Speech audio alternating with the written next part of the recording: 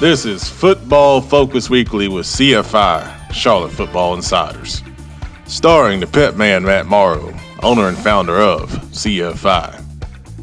With him we have Cherie Glenn, our lead reporter, knocking out interviews, going all over the place, just being the queen of CFI. We have Brandon Black, the man behind the camera, the producer, and our photographer does a great job getting those shots every week. We have with us assistant West Charlotte football coach Brandon Billups. Very energetic young man.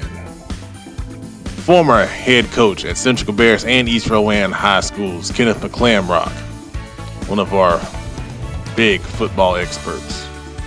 And then last but certainly not least, we have Josh Kroll, former Christ the King head coach, former offensive coordinator at multiple schools. And we are Football Focus Weekly. All right, good evening, everyone. Welcome to Football Focus Weekly. It's the pet man, Matt Morrow. This week, we have our first guest. We're very excited to have them back on the show here with us. Some of you that follow us on social media know that we're going to have two great guests with us tonight. Our first guest we're going to go to here in just a second, head coach for Jireh Prep, Ryan Williams. He's got a great offer that he is putting out there for high school players. We're going to get into that, a little bit about what Jireh Prep is, and kind of get his background a little bit. And then we got then a little later we got Jason Seidel, the head coach at Blythewood High School in South Carolina, to give us the South Carolina perspective of everything that's going on, find out what's going on with his team down there. Then we've got Sound Off, where it's going to be a fun one tonight. We got a lot to say. We're going to get into our reclass, transfer, and sit-out discussion. What should you do if you're a parent for your child? We'll give you some of our insight and advice on that. And then finally, we're going to end with the So Meck 7 preseason all-conference discussion. So if you're a player or you know a player in the So Meck 7 that made the all-conference list, you want to tell them to tune in because we're going to be talking about them, hyping up some superlatives on these great young men. But without further ado, we're going to bring on head coach of Jireh Prep, Ryan Williams, right now. All right, Coach, how you doing tonight, man? Pretty good. How you doing this evening, Matt? I appreciate you having me on, brother. Oh, I appreciate you coming on with us to kind of explain the opportunity that was, put out on social media earlier this week. But before we get into that, let's learn a little bit about you. What's your personal background, and how did you get to this position where you are now? No doubt about it. So I'm actually Charlotte born and raised. Matthews Mint Hill in particular.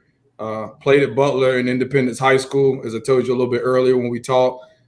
Seeing the interviews with Coach Shaughnessy and Coach Gowler, took me back. A lot of great memories from high school. Had the opportunity after college. Went to Fayetteville State. Had the opportunity to come back and coach at Douglas Byrd in Fayetteville, North Carolina. Ardrey Kell here locally with Coach Adam Hastings. Butler High School with Brian Hales, and Keith Wilkes Advanced High School. So was really able to be around a lot of great high school programs. And then when I finished up Advanced, had the opportunity to join this program. And I thought it was very intriguing, the situation to be able to help young men reach the collegiate level, but also have a chance to coach against college competition. And I just thought that was very unique. And so when I got here, I was the recruiting coordinator as well as a position coach. Our head coach took a college job the following year, and I was kind of thrown into the hot seat. So I've been the head coach here going on now for 5 years, and very excited about the future of our process. Very good, Coach. Very good. As you said, I knew of you guys. I knew you're in the Charlotte area locally. I believe, is it Matthews in the Matthews? Yes, sir. Yeah, right across 74. Butler's on the other side, 74. Okay. So. Nice. And yeah, those interviews we did with Shaughnessy and Gowler were great. Great memories. So tell us a little bit about Jireh Prep. What is it, and how can players benefit from it? No doubt. So as I was telling you a little bit earlier, pretty much we've been around for 11 years. So we're not new to the game. And I think it's very important, for people in the community to know that they have a nationally recognized postgraduate program right in their backyard. People tell me all the time they don't know us, but we're known in California, New Jersey, and Texas. So we've been featured in AFCA magazine, American Football Coaches Association magazine. USA Football has done a feature on our process and covered me in particular and talking about what we can do for young men. We've been getting kids qualified for a long time. And I've also given them an opportunity to play against college competition without losing eligibility. So I think that's very unique. And I think a lot of people don't really understand how it works. And I think it's great that I just have the opportunity, the platform here to, just talk to you guys and let you know there is another option other than junior college. Or if a kid doesn't have an opportunity right out of high school, it doesn't mean they're not good enough. Sometimes things happen. They play out of position to help teams win. This past year in particular, we had 11 kids go Division I. Well, 10 of those kids had nothing out of high school, and 10 of them were full qualifiers, didn't need academics from us.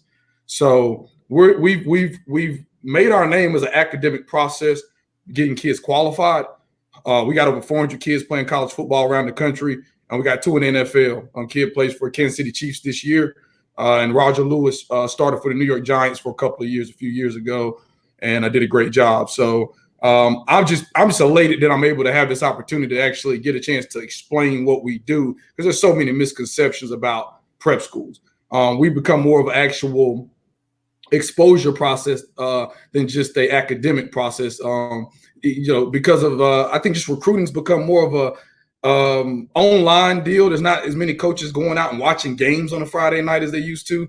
If you're not the kid that kind of gets the offer early in high school, it's a struggle. And small school scholarships are very small for kids straight out of high school. And I think if people really understood it, if you did a postgraduate semester or you went to a junior college, you could really enhance that offer and get a lot more money out of the process. So that's a little bit about our process. And we've never had a break in competition. We've competed 11 years straight, and we've had continuity at the top. Same ownership, athletic director doing the academics, working that side of it out. And I'm going into my 7th year here.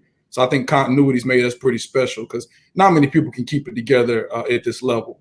Most guys move on. That's real interesting, Coach. Real interesting. I see the numbers are really jumping up. So we've got a lot of people interested in what you have to say. So right now, let's go ahead and jump into it. What is the offer that you have to current high school players that can't play this upcoming season? What can you do for them? So I think, again, it's unique. We're a true postgraduate program, and there are more what they call the high school preps, where guys play against more high school competition. So we found we were looking at the news and we're looking at the stuff online, and North Carolina just really does not have a plan right now. And I think that's unfortunate for the young men in the area, because there's a lot of other states that have a plan. And I think that's where we saw kind of an avenue to maybe be able to pick up a few players. Pretty much it comes down to this, okay? The young man will still take academics within the academic structure of CMS. We're not going to get into that at all. We want those guys to graduate from the CMS system. So whatever they're using for virtual school is what they need to adhere to. But the beauty of it is that's the same thing our young men do. Our guys work through an online high school. So they can literally work on the same schedule that our young men do throughout the day for coursework, still practice with our young men in the afternoons, and travel on weekends and play against college level or older young men and get exposure. Now, the beauty of our process is we play everybody, and we've always played everybody. So people always ask, okay, why are we making this investment? What are we doing? Well, at the end of the day, everybody just wants an opportunity. And no other level, including high school, can guarantee you your kid's going to play in the game. And I think that's what's unique. You have to be a head coach in this process, you have to leave your ego at the door. And you have to know that it's about the young men and it's about them getting that exposure and the time on the field.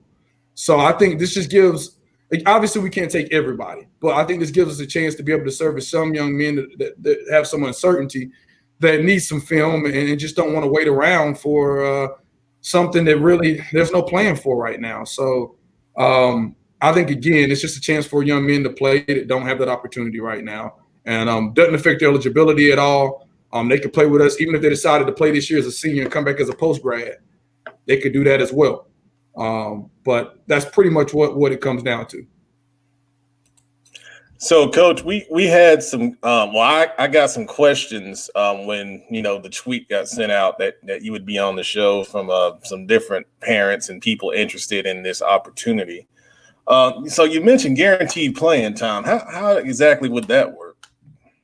So we usually have a constant rotation. Now, our quarters are college quarters, so it's essentially another quarter. It's another quarter of a high school game, collegiate quarter. So we pretty much rotate guys in and out continuously. Just being honest, we try to tell guys, hey, we're gonna play the better players a little bit more or whatever. I've had some years where our best players didn't play much at all because of what they were doing off the field, or they weren't taking care of business, or whatever the case may be. But we pretty much just rotate guys in and out for the entirety of the game. Obviously, if we're playing a high-end opponent, you're playing Georgia Military, which is a very good nationally ranked junior college. Yeah, you're probably not going to throw those high school juniors out there as much, or seniors this year. But, if we're playing the Division III JV programs, or we're playing other prep schools, we feel like we can, we can throw those guys out there and give them an opportunity. And also, obviously, you cap your numbers. So, yeah, we're not going to be able to take every young man in the area. I think the other thing we kind of talked about a little bit is if we can get enough of the local kids, high school kids, maybe we can form a 2-team or 3-team league right here locally and be able to scrimmage and play and get film. At the end of the day, it's great to play for your high school, no doubt about it. But obviously, we stay in business because young men want to play college football, and this gives even a young man like Darian Moore, and I'm going to cover some guys that were here, local guys, but he sat on the bench at Mallard Creek, went through our process for a semester, went full ride Division I to Alabama A&M. So everybody in high school, just because you're sitting on the bench doesn't mean that you're not a good player. You can be at Mallard Creek where they got straight monsters, and you just don't get the opportunity. Well said, Coach. Well said. Also, two things. One question was about cost for the program, and then the other one would be where did they go to register if they were interested in getting more information? Yes, sir. So cost, obviously, the big fellas are going to be a little different than the skilled kids, point blank. I mean, that's at any level. That's college football, JUCO, prep school, whatever level of ball we're talking. The big fellas are in demand. And so the big fellas are going to be a little different. And it really is a case-by-case scenario. Grades, what's your academic situation?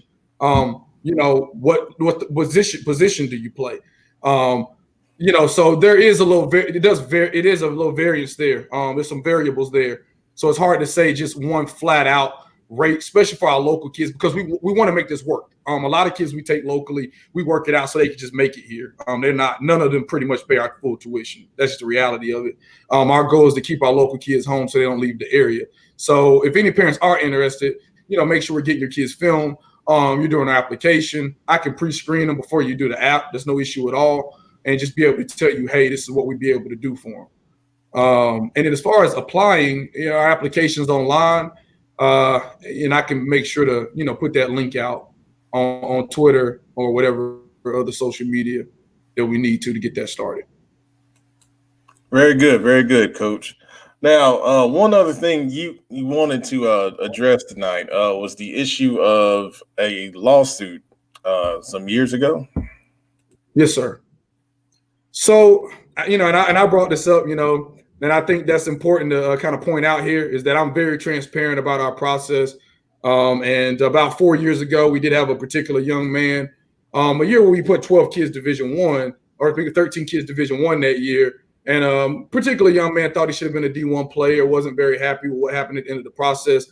And I think, listening to some guys that have been really successful, listening to Tom Knotts or the Mike Palmieri's at Mallard Creek, and I feel like our programs on that level, at the postgraduate level, if anybody knows about PG football, is that we're kind of a victim of our own success. And when you start putting these kids in school that had nothing out of high school, 98% of our roster had nothing out of high school.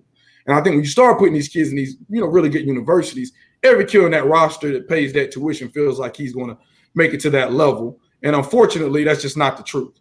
And anybody that guarantees anybody anything at any level, you need to run. And we've never done that. And I think, unfortunately, we're, and you're talking to high school coaches, they're dealing with the same things. They're dealing with, there's no difference. Young men are sometimes a little unrealistic, a little bit. And I think that was the situation there. And I think the beauty of it is that we had so many young men that had played with us in the past come out in our defense. We've had so many college coaches that have referred kids year after year in our defense and talked to parents and told them, hey, these people do, great job for kids. And they've been in business a long time for a reason. You're not in business for 10 years for, not doing right by kids, for 11 years by not doing right by kids. We've been shut down a long time ago if that were the issue. Well said, Coach. Well said. Now, you mentioned the connections you have with college and college coaches. Some of the schools, for example, where you sent kids, what would some of those schools be? Well, I'll tell you, brother. I mean, in 11 years, you're talking a vast group of schools. And, like this past year, we really dug into Texas. We were able to place a kid at Texas Tech, Stephen F. Austin, but we had a kid offered by Lamar as well. But Syracuse University, we put multiple kids, Rutgers University, UNC Charlotte, University of Miami, obviously a lot of Division II, Elon University, just within the state, East Carolina, we put multiple kids.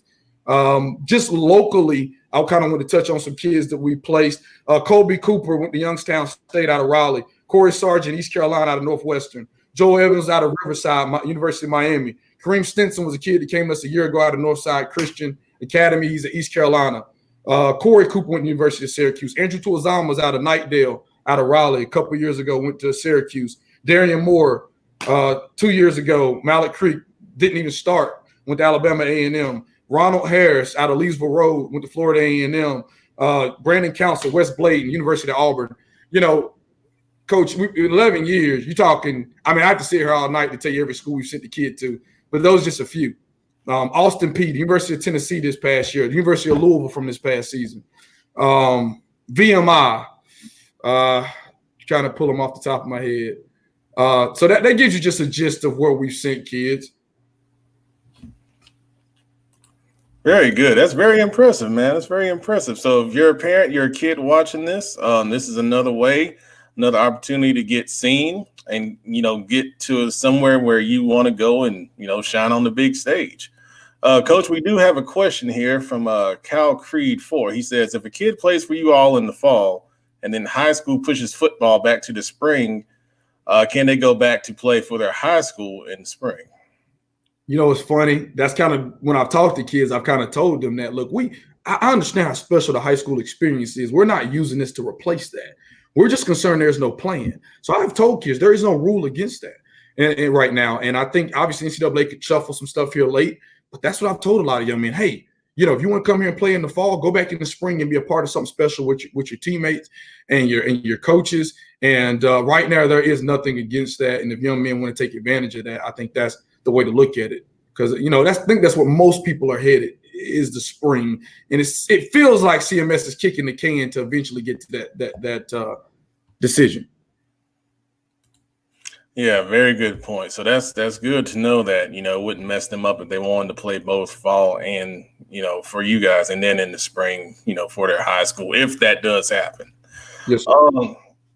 Coach, I want to thank you so much for coming on, man. I think this is excellent. It's an excellent opportunity. It's a great chance to get to know, this program that's out there. And I'm interested to the point I want to come out and cover one of the games just to get the I'm so appreciative of this opportunity. You never get too, nobody ever knows enough about you. And I think anytime I get a chance to come on and just talk and just let people know kind of what we do, it's a blessing. So I really am appreciative of this, Matt. Yeah. Thank you so much, Coach, for coming on. Thank everyone for the questions and the attention. The numbers were great. And, we'll put this out there, to watch later on for everyone that was interested to have more questions. Coach, where can they find you guys on Twitter, your website, and all your social media stuff? Yes, sir. So my Twitter is at Mr. No Offseason, just the way it sounds. Our team Twitter is at JP Warriors. Also our Facebook at JP Warriors. And you can find us there. Our website is JirehPrepWarriors.com. Jireh, JIREH, PrepWarriors.com. Very good. Very good. Coach, once again, I want to thank you so much for coming on tonight. And, we'll talk soon. I want to really get out there and see you guys in person. Thanks, Matt. Thanks again, brother.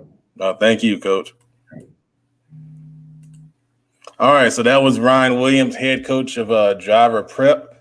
Really gave us a lot of good information and feedback on what their program is all about.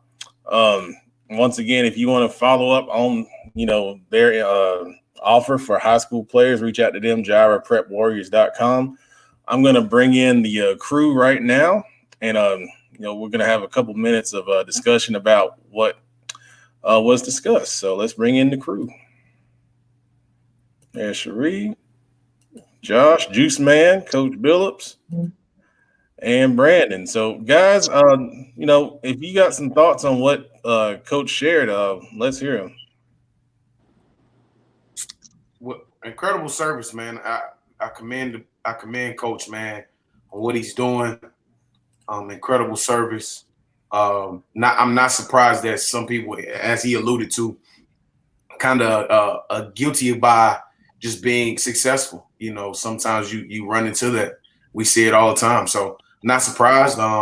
Great service that he's offering. I hope some kids take advantage of it. I hope a good amount of kids take advantage of it, man. Nothing seeds better than success. Nothing says anything better than success. Well said, Coach. Anyone else got some thoughts on what Coach Williams shared?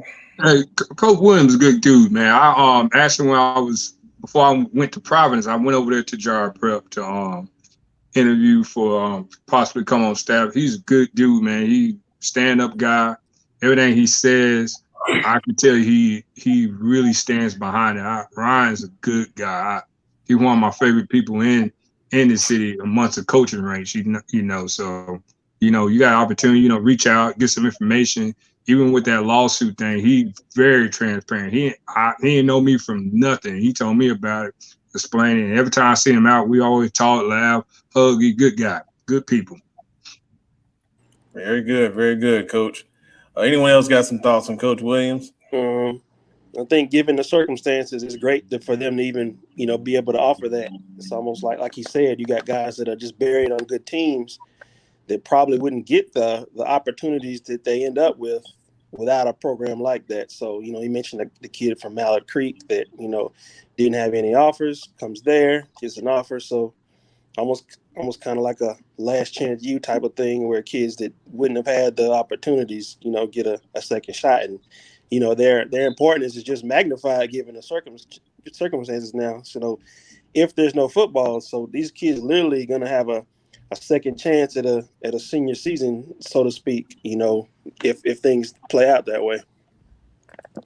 Yeah, and it's a good reference. You mentioned last chance you. I wanted to ask Coach if this is something in that, kind of mold, but the way he described it, it does sound, similar to that kind of setup. And, the ability for them to put, multiple kids in D1 programs that he mentioned just locally is very impressive. So, I think this is a great opportunity for, kids that, may not have the shot, to play, this upcoming season. So I want to thank him again for coming on. And I am going to follow up. We may be at a Jireh Prep game, Brandon. So we might be at all of them. The way it's going. Might have an exclusive deal with us if things don't go the right way. Yeah, I'm going to be driving out of state a lot. Yeah, well, I know. Yeah, Coach Goldis, he does. They travel to college campuses to play on the road a lot. So it'd be some good games too. I've been to a couple. It's a good atmosphere. He's a good guy, man. You'll like it. They do wonderful things down there at Jireh Prep for real. Good stuff. All right, so we'll say bye to the crew for the moment. Coming up now, we've got another esteemed guest. He is the head coach at Blythewood High School in South Carolina, right outside of Columbia. I've known him for a long time, back to his days where he was offensive coordinator at Berry, became head coach at Hickory Ridge, had a lot of success there. Now at Blythewood, he's doing a great job. And, that man is Jason Seidel. We're going to bring him on here with us right now. How you doing, Coach?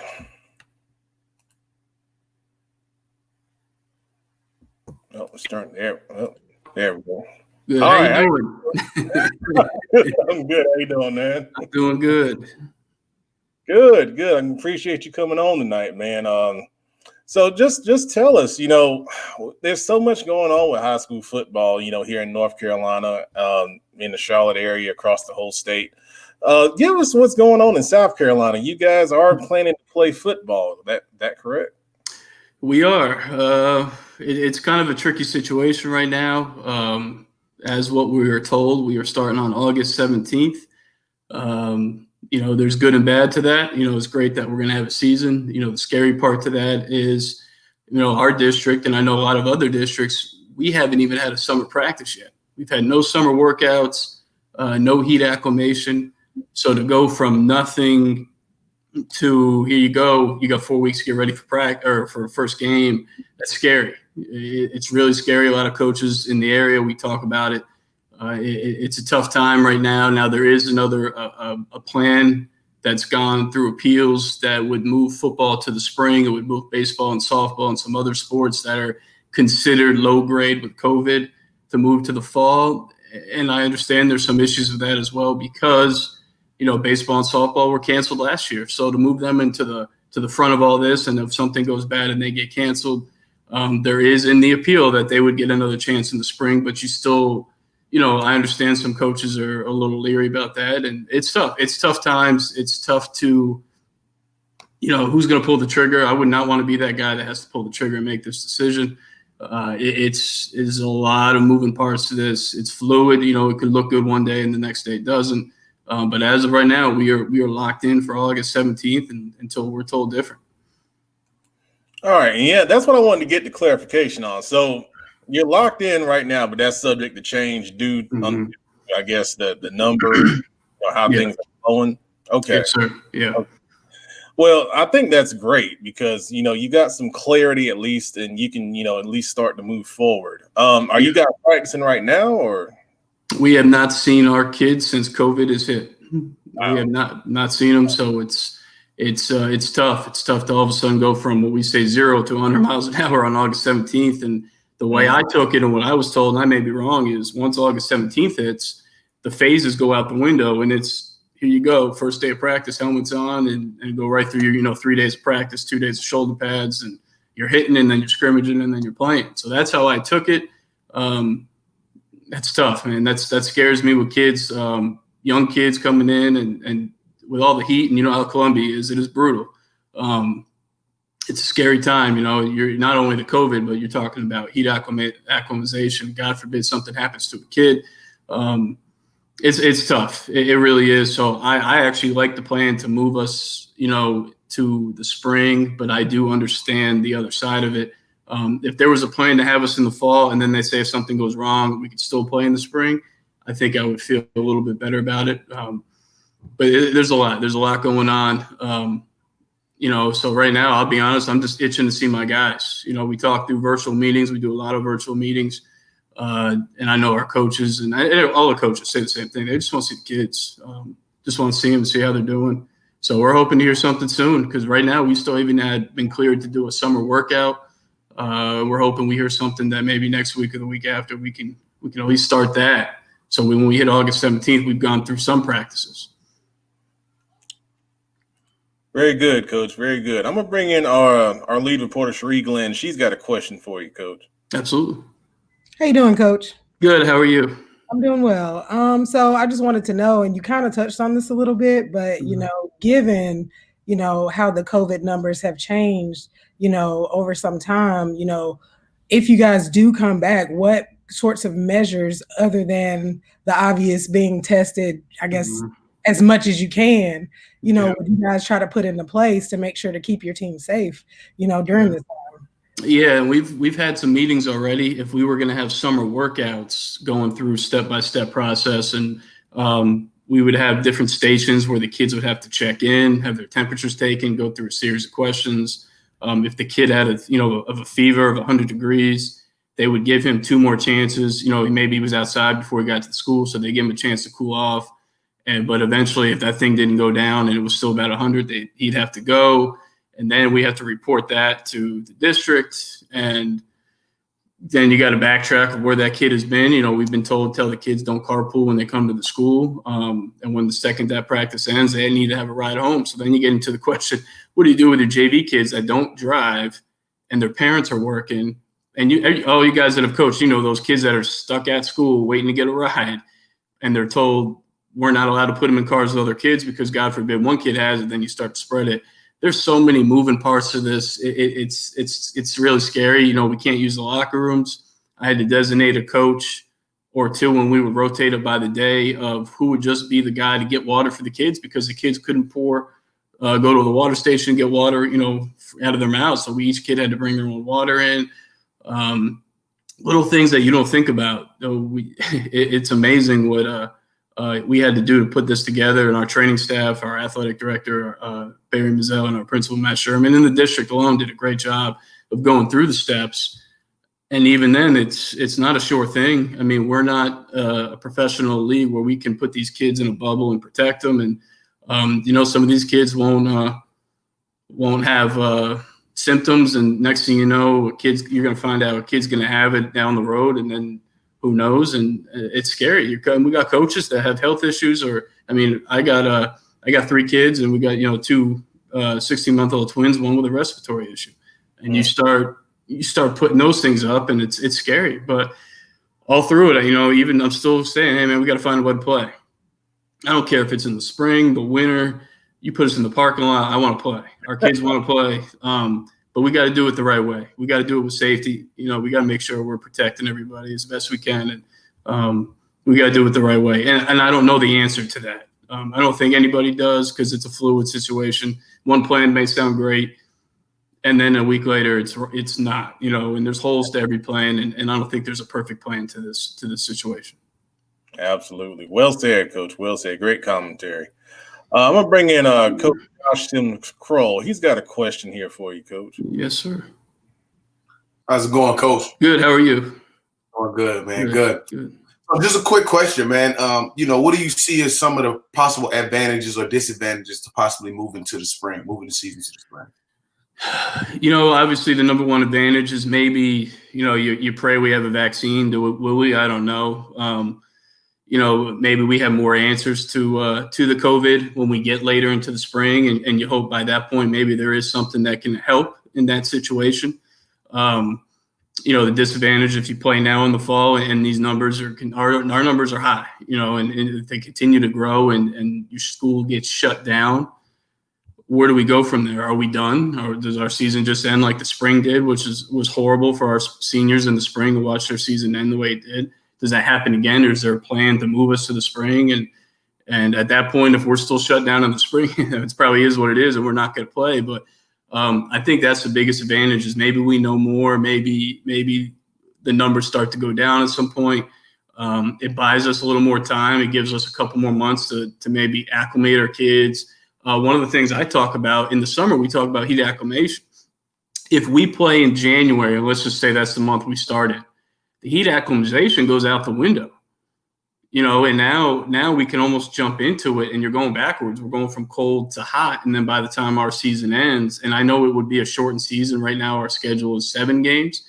We'd be out of there before the heat really gets turned on, if it ever really gets turned off in Columbia. But, before it gets bad. To me, if we jump in right now without having to do anything, having no workouts, and we go right into it, I'm scared. Right now it was 102 today. And we're going to throw kids into the fire, and that's scary, and so you really got to look for the signs, and you got to check every kid. And we have about 120 to 140 kids that are going to try out. And it's hard to do that, but if we got to the winter, I think there were some advantages to that. I think our training staff would love that as far as the heat acclimatization, that, we could jump in and it could get going. And, I think there's some great things with that, but I do understand the whole other side of it. There's certain sports. I actually talked to a volleyball coach, and it was something I didn't even realize. And I think I have this right. If they played in the winter time, if they got moved, I think that's when, the way I took it is, that's when a lot of club volleyball gets going. And club volleyball is like AAU. There's a lot of recruiting for colleges at that time. And now if you have high school volleyball and club volleyball going at the same time, you're putting that kid in a position, do I go to my club team and not play for my high school team because I got a better chance to get recruited, and man, that's tough too. So I understood that side of it. Do you keep volleyball in the fall, but I don't, is that considered a mid to high grade sport because they're in close contact, they're yelling. It's tricky, man. It really is. But I would say that's the biggest advantage, is giving us a little more time to figure some stuff out. But I also think heat acclimatization goes out the window a little bit. And then I think the negative playing in the fall, we just haven't done enough for the kids to just jump into it. And, I could see our dates getting pushed back. And the question is, how far do you push it back?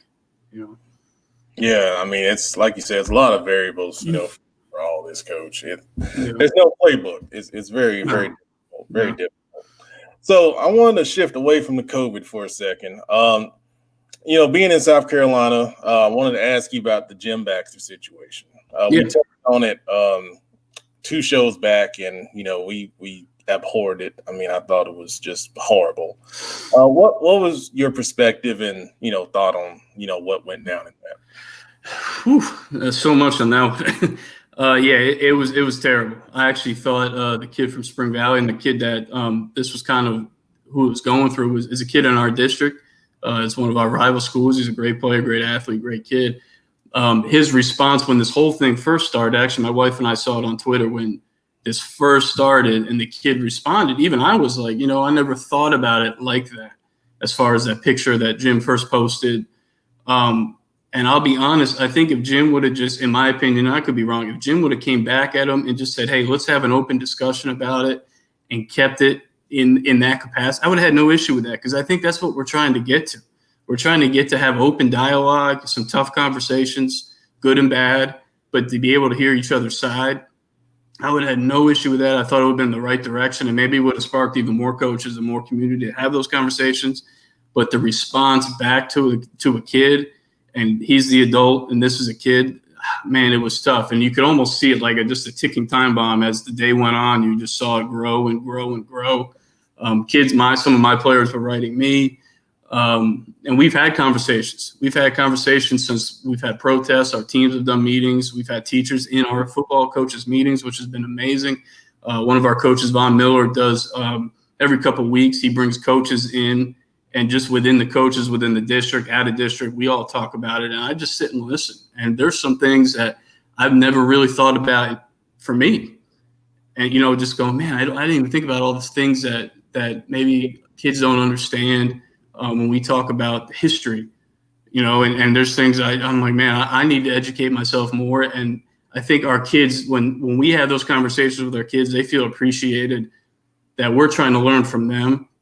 And I thought Jim could have just handled it that direction, and he just went a whole nother direction, and then it got worse from there. And it just, emotions, got the best of him. And I don't know Jim that well, but to see that reaction and then continue to go with it, it was tough. It was really tough to see. The only positive I took out of it is I thought it started to unite some, not only kids in the area, but throughout the state. You saw it on Twitter. You saw kids from all over, coaches from all over. I thought that was a positive, even something to take positive out of that whole situation. It sparked conversation with me and some of my players, some of my coaches. I talked to, like I said, one of my coaches, Don Miller, does a great job. We have those open dialogues. I love to hear from them, because there's things I'm like, man, I didn't even think about it that way, and it's amazing. If we can just have those dialogues, and I think we'd be in a better situation. And that was a huge opportunity. Imagine he did that, the opportunity that would have came out of that, to say, there it is. That's what we were looking for, the dialogue between an adult and a kid where they were in a disagreement, but we could have educated ourselves. Oh, you imagine what we could have had out of that. And, absolutely. So we got to keep fighting for that, myself included. And it's a scary time, and it's a chance for a change that we've got to make somehow. We talk about it. Seems like situations like this come up and then they just kind of die out. And I feel like this one's not. I feel like this one's going to keep going, which is good. And it's our job. It's our job to keep it going. Yeah, that's the climate we're in, man. It's the climate we're in. You got to recognize it, and it was a big fail. One of my friends that I grew up with came in the last meeting with the coaches, and he made a point that I never forgot. He says, if this becomes a fad and this fades away, then it's on us. It's our fault as adults that we made it a fad. We have to continue to keep pushing it.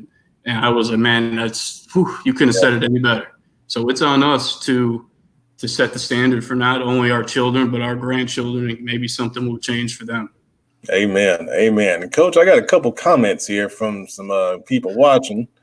Jamie Richardson said it's unfair to give the kids 1 month to prepare for a football season. Yeah. You agree with that? I do. I'm not, and now we're not even talking scheme. We're just talking the safety of the kids. Yeah. You can't give them 1 month. There's a reason we do so much in the summer, and that's every state is. So when we hit August, we got a chance that we're not falling out, and to throw them right back into the fire, it's scary. And I want to get back. Don't get me wrong. I'm just saying, you start thinking about some kids on your team, man, are they going to be able to make it through the workout? Even a simple sprint or two, is that going to be it? What's the telltale signs? And it's tough. It's scary. We got a comment from Coach Gray and Rocky River. Said, what's up? What's up, Coach? Ask him if he wants any more hot dogs, man. I used to always get him a hot dog before we played each other. He's got a follow-up, too, just now. Your class act experience with him when he was the head coach of Hickory Ridge was great. So I guess those hot dogs paid off.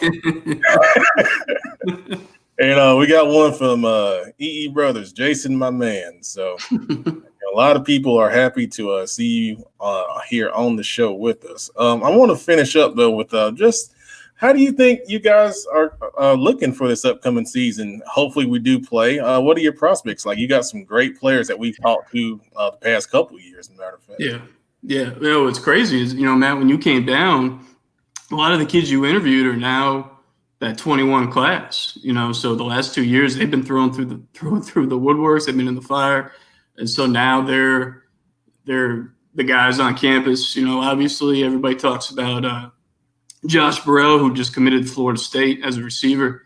Not many kids I think will ever coach look like him.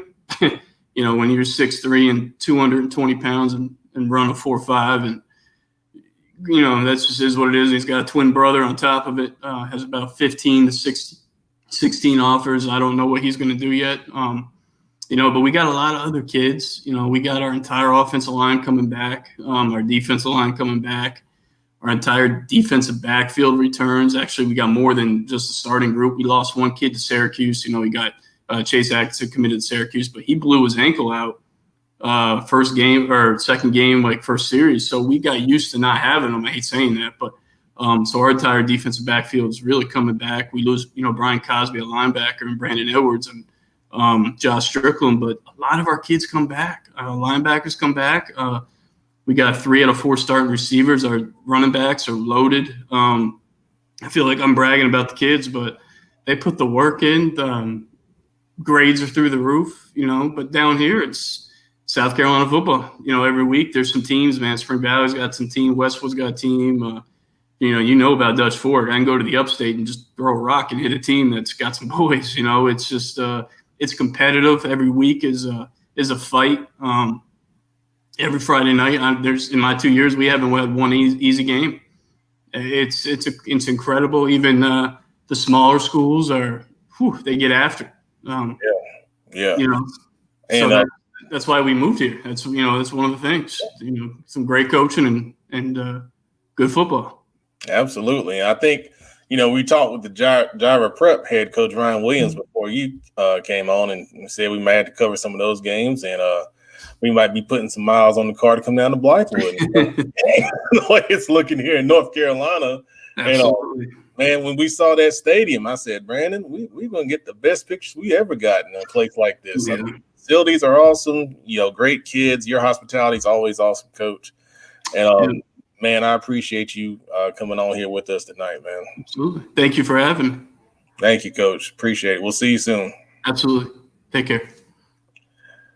All right, so that was head coach Jason Seidel of Blythewood High School with us, and I'm going to bring the crew back once again to get their feedback on what Coach had to say. So, guys and girls, any thoughts on what Coach Seidel shared with us? I honestly just feel bad for the guy because, you could tell while he was talking that, he's really struggling with this whole idea that, there may not be football coming up, here in the fall, and that they're going to have to, possibly, try to play in the spring. It's definitely a tough position to be in. And I feel for him because I can tell that he too wants everybody to be safe, which is, I think, the main thing for a lot of people. So, just watching that struggle, man, it was real.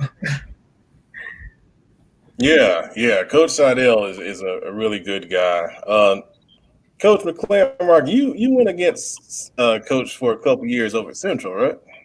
Yeah, we played all 3 years. I was at East Rowan, I believe, and then my first year at Central Cabarrus, we went against each other. Coach Seidel does such a great job. One thing that he does really well on offense is when he comes out, he's going to throw the kitchen sink of formations at you, and he's just going to throw a different formation every play, every series until he finds something that works. And he was able to find some things that worked versus us and versus a lot of teams. He's known for having great wide receivers. It sounds like he's continuing that trend down at Blythewood, and he just puts out good football teams. Absolutely. Just going back to his time when he was offense coordinator at Berry and I was at Harding, just some great battles. And you're right with the formations. It was a nightmare for our defense to just try to get lined up correctly. And he was going to show you one thing on film and then come out in that same formation and show you something completely different. And it was a heck of a challenge. But, the South Carolina thing, we talked about it, in the beginning of that interview. It's not locked in. They have a lot of things that they still have to consider. The numbers going up and down. It could move it to the spring. So we're going to get into this a little bit later. But, kids looking at moving to South Carolina, we now know it's not a done deal. What are the thoughts on that? Like, you look at all the situations, even the stuff with the private school, none of that stuff is like in black and white saying that they're going to play. It all depends on phase 3 and other stuff. So, like I talked to my guys at Airmo, Coach Randall Ingram. He said the same thing. It's you only got what ifs, and you like Coach McClaren said last week. You only don't have kids going straight to practice and not getting time to acclimate to heat. So I'm very curious to see how that's going to go down. But I feel for the South Carolina coaches because they're basically being like the guinea pigs and stuff like that.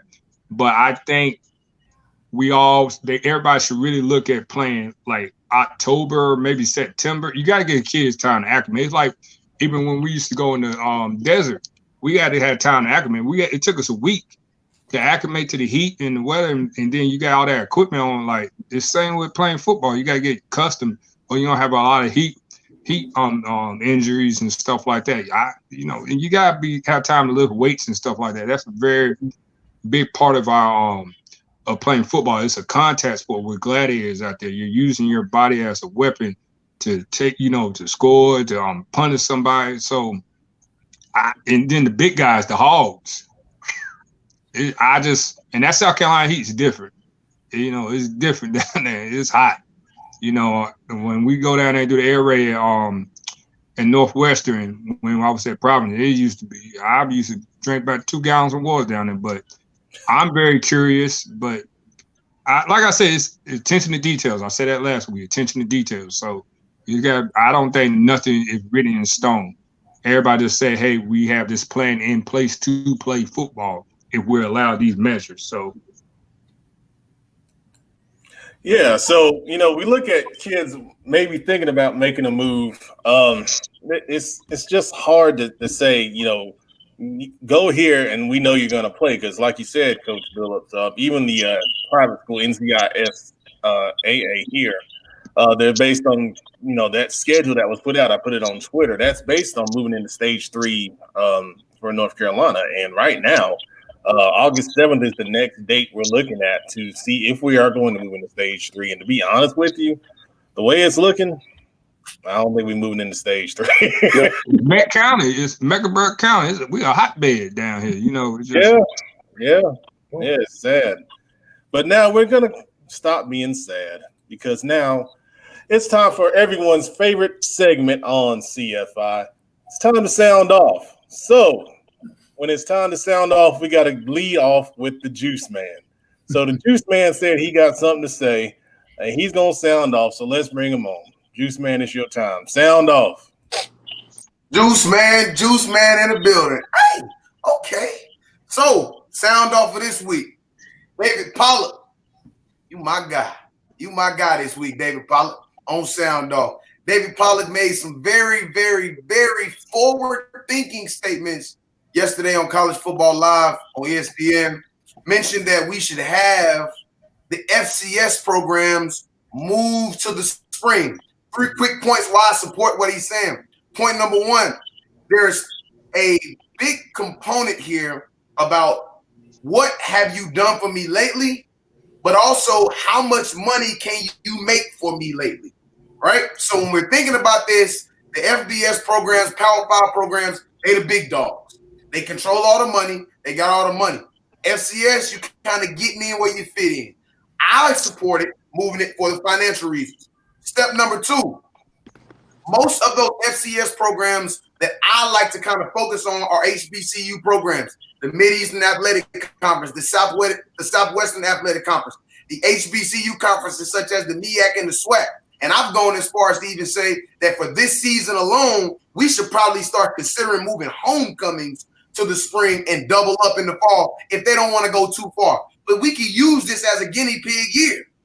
We can use this as a guinea pig year. Step number three, the NFL knows that it is time for them to possibly make some adjustments to their combine and their evaluation and their scouting systems. All right, so the combine is a little too early in the year. We could do well with having the draft a little bit later on in the year so people can start getting better prepared for OTAs, getting better prepared for rookie minicamp, getting better prepared for camp. So we won't run into issues where guys are not really fully acclimated to a system because there's so much time in the difference between when a guy gets to OTAs or rookie minicamp and when he goes to actual camp. So we could do well with possibly pushing the draft back a little bit. That helps the FCS kind of get a structure there to start their season possibly in January, play a good season all the way through. If you're in the HBCU football, get a chance to do the Celebration Bowl and do it in the spring when you're the only show in town. And then we let the subdivision playoffs go through. And then we have a national championship and let those guys naturally matriculate over, give them a little bit of time to rest and go straight from while they're hottest, while they're doing their best, or they're at the peak of their game right into the evaluation system. David Pollack, you my guy on Sound Off. Juice Man in the building, baby. All right, Juice Man. I love it. Coach Billups, what you got, baby? You always know I always bring the calmness, the zen, the defensive guys. We got to be the zen masters. Like I've been preaching, man, make sure you're getting out the house, spending time with the family, smiling, get out here, just stay out, do like Coach Bill do. You don't see Coach Bill, you see Coach Bill's on Twitter for maybe an hour or two now. I get off and I go enjoy my day and get on Madden and, watch people rage quit and laugh about that. But, you need to have a social aspect. We're a social human. So that's what we're supposed to be. We're supposed to be sociable out here talking. Make sure you protecting your peace. You don't got to always do something that makes you happy every day. Try to do something that brings you happiness, peace, and wonderfulness.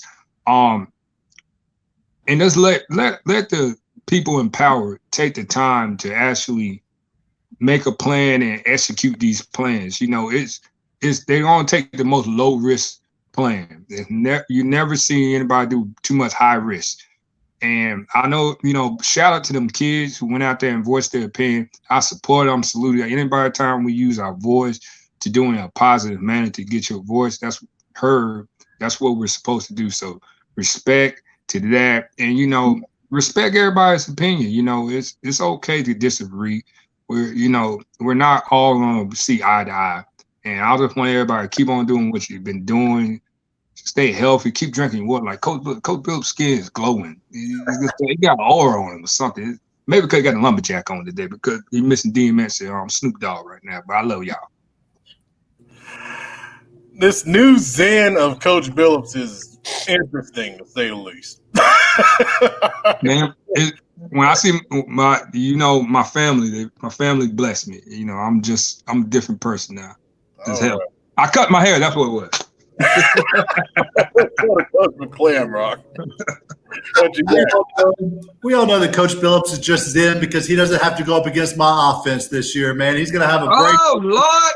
and it's going to be a good time for him up there at the Dub C. I'm going to give a shout out to young people, Pep. Let me tell you, one of the greatest things that's happened over the past couple of weeks and past couple of months is that young people are starting to find their voice. For a long time, people said that social media is this avenue for people to express themselves because they're hiding behind a computer, they're hiding behind their cell phone. But I'm telling you what, I've been so impressed with young people stepping up to the plate and making statements and going after it and changing the world. We all know that the greatest moments in the history of the world have swung on the hinge of what young people have created. And what I'm seeing right now today, I know there was the protest by the athletes downtown today. You interviewed them earlier last week. Man, it was all over the news. It was all over the radio. Kids not saying, I want to play, not saying, I want to have a chance to win a championship, but a kid saying, I just want to be out there with my boys. I just want to be out there socializing and fraternalizing with the dudes who I care the most about, my second family. Man, it's been awesome to see. The greatest moments in the world's history have been shaped by young people, and I'm excited to see what young people are doing right now. Amen, Coach. Amen. 100 on that. Brandon, sound off. I think I want to send a message out there to the the young high school football athletes out there to not be discouraged. A lot of your football future is out of your hands right now. There are going to be some tough decisions, but the number one thing that these guys should do, take care of your body, stay in shape, be ready. Because the future may be uncertain, but you don't know when your name is going to be called. You don't know when that camp invitation is going to come up, or an opportunity like a Jireh prep that we heard earlier. You want to be ready because you don't know what opportunities will come up, even in the absence of a football in the fall or football season. So you want to be ready. You want to be get out there during the day. Do some workouts. Even if it's a Zoom meeting with your teammates, coordinate, make sure the guys are working out, do things to be ready and be prepared, because you don't want to show up when your name is called and not be ready and not be in shape. So just be prepared as much as you can be. Well said. Yes, sir. Cherie Glenn, the queen of CFI, sound off. So for me, the NBA is hopefully set to resume on July 30th. And I have to admit that, either way, whatever I talk about as far as like guys staying safe and stuff like that, I'm really excited to see King James get back on the court. I'm happy for it. I do worry about these guys and wonder, if this is going to come back to bite them with all the infections that are already out there. But still secretly, I'm a little excited to see my boy play. I hate LeBron James. That ain't my sound off. All right. So here's the thing. You guys know that have, kept up, followed me on Twitter. I have a pinned tweet where I'm talking to the CMS school board about, the issues at Harding. We've seen a theme here with everything that's going on here with CMS. We got a lack of communication. I'm going to share a story with you. We had all the stuff going on with the school board and trying to get, stadium improvements at Harding. And, they came out with this list of things that they said they did. There were a bunch of Band-Aids that really didn't fix an issue. So we reached out through our athletic director, who does an awesome job. Reached out, tried to get information about, okay, they did a study on what, the costs are for upgrading the stadium. And I wanted to get that information to try to, raise some money to get some things done. We sent that email over 3 months ago. It's gone unanswered, no communication, no follow-up, and we're not even at the point of asking them for anything anymore. We just want the information that they have to help us get it done on our own, because it's obvious they don't want to get it done and help us out. At Harding, So, I'm not surprised to see the other issues that are going on with our athletes going down there trying to get answers. When we interviewed Taj and KD, the main thing they said was it's not necessarily about playing. It's about giving us, input and, letting us know what the train of thought is. What is the plan? Is there a plan? I know that, we're waiting on the governor for this and we're waiting on, someone for that. But what are the contingencies? What are the options? We saw, clear planning and direction from the NCISAA with if then statements. If this happens, then we have to do this, on down the line. So I don't understand why this constantly continues to happen in CMS. And I keep hearing that we have a great superintendent, but just like our buddy on Twitter, SC Sports Report, Trip Works does a great job. We don't hear from him. If there is a time that we need leadership, we need guidance, we need direction, it's now. And we got to have it. And, we got all these people pouring out to you, CMS. Give us some direction, give us some clarity. Let us know you care, because right now it just seems like you don't care. And I don't understand it. I don't understand it. Why it's always that way with this school system. I really don't.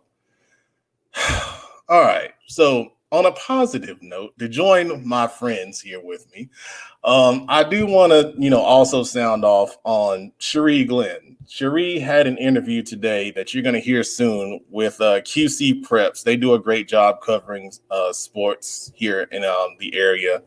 I'm very, very excited and happy for her. I love seeing, people continue to grow in the career. It's great for her. It's great for us. And, I just want to say, Cherie, I'm proud of you, and I'm going to bring you on here with me. I'm going to drop everybody real quick.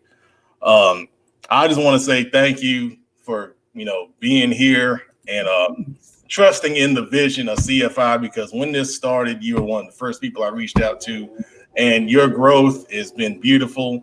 And I just want to say from the bottom of my heart, not only as, a coworker in this, but we are truly friends. And I want to say thank you for everything you've done. And I love to see your passion and your growth, throughout, I everything. think you, when they asked me my last question about working with you, I think that was probably one of the brighter spots of that interview, because, coming from where I came from in school, not going the traditional route, doing online school, thinking that I probably wouldn't get the same respect as other journalists because they, went to top-notch schools to get their degree. You have, been my ride or die. Like, you've, offered me the support, you've given me the opportunities to fail. And, I'm truly appreciative for that. So, as long as you're here, I'm here, we gonna ride this thing out. I'll try to make you guys as proud as I possibly can. And I just appreciate all the love. Of course, absolutely. We're gonna bring everyone back. I see some people jamming in the background, so just a heads up, we coming back now. All right, so we're gonna, really get started in our normal show format. We're gonna really get into the first topic here, and that's transfer, reclass, or sit out. If you are advising a player on what to do for this upcoming season, out of those three options, what do you recommend? We're gonna go to the Juice Man first, because he's our leadoff hitter. And what's your thoughts there, Juice? Man, boy, this a little reminding of a game we used to play in high school, boy. You don't want to make the wrong decision. Man, transfer, reclass, or what was the last option? Give me the last option, Pep, man. Sit out. Or sit out. I think it'll depend on where you are. It'll depend on where you are. If I'm in North Carolina right now, and I'm in Charlotte right now, I'm probably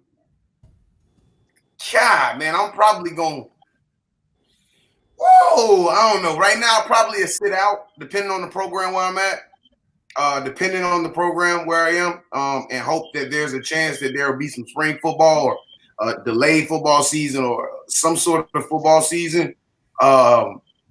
If I'm in And it's just it's a toss-up, man. If I'm at one of the programs that's not really doing great right now, I'm probably going to transfer or reclass. But if I'm at one of the top-tier programs, from the Dub to, all of them, man, Charlotte is an interesting area, as I always say, best high school football in the Southeast. I'm probably going to sit out, but you rolling the dice, man. You rolling the dice. Well said, Coach. Coach Billups. I saw what you were trying to do there, Crowway, trying to get on my good side. Me, this is easy. I'm advising a young student athlete that I coach. I don't tell them to wait out. We gotta be patient. We don't sit it out. We don't sit out and wait and hope and pray that they come up with a good homegrown solution for spring football.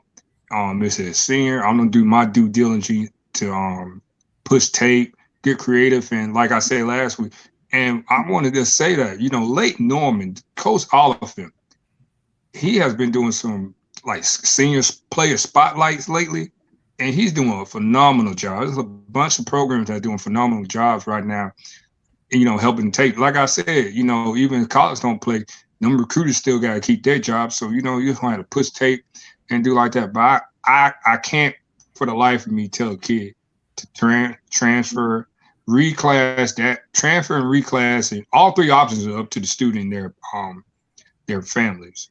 But me, I know I have confidence in myself and Coach Griner and our staff over at West Charlotte. I'm telling all of West Charlotte line, we don't sit out, we don't wait to come out, so we restore that roar, bring that power back. There it is.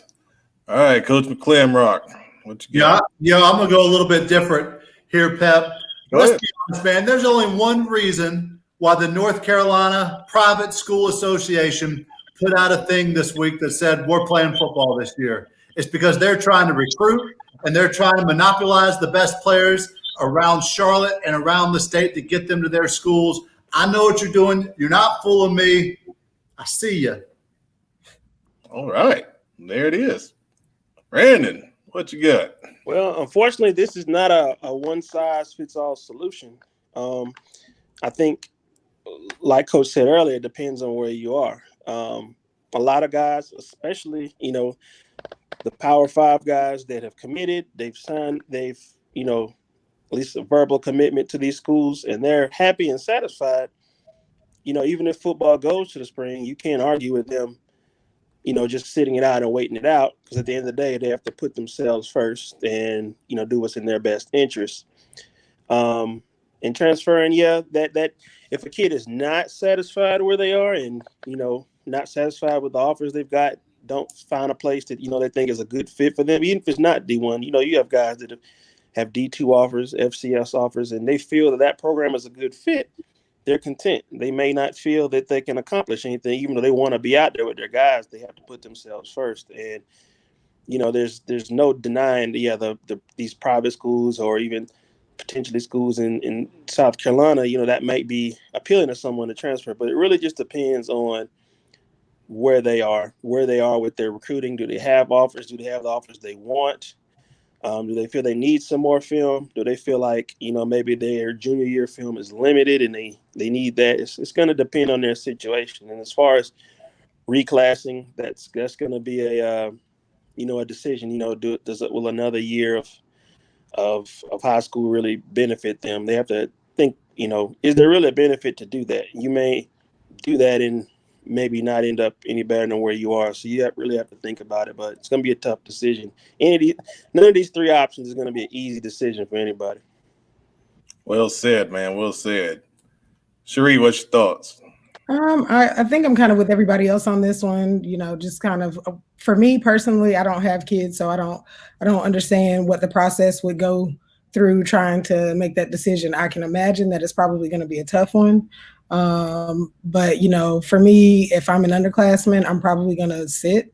If I am, a senior, then that decision is going to be based on you and your family and what you guys decide is the best for your family in that situation.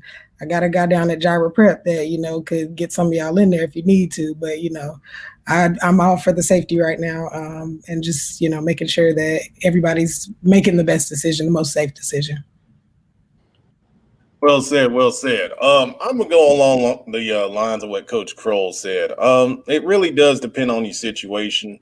I think if you're a underclassman, you're a freshman, you're a sophomore, sitting out, might be okay because you're still going to have time to get the tape that you need to make an impression.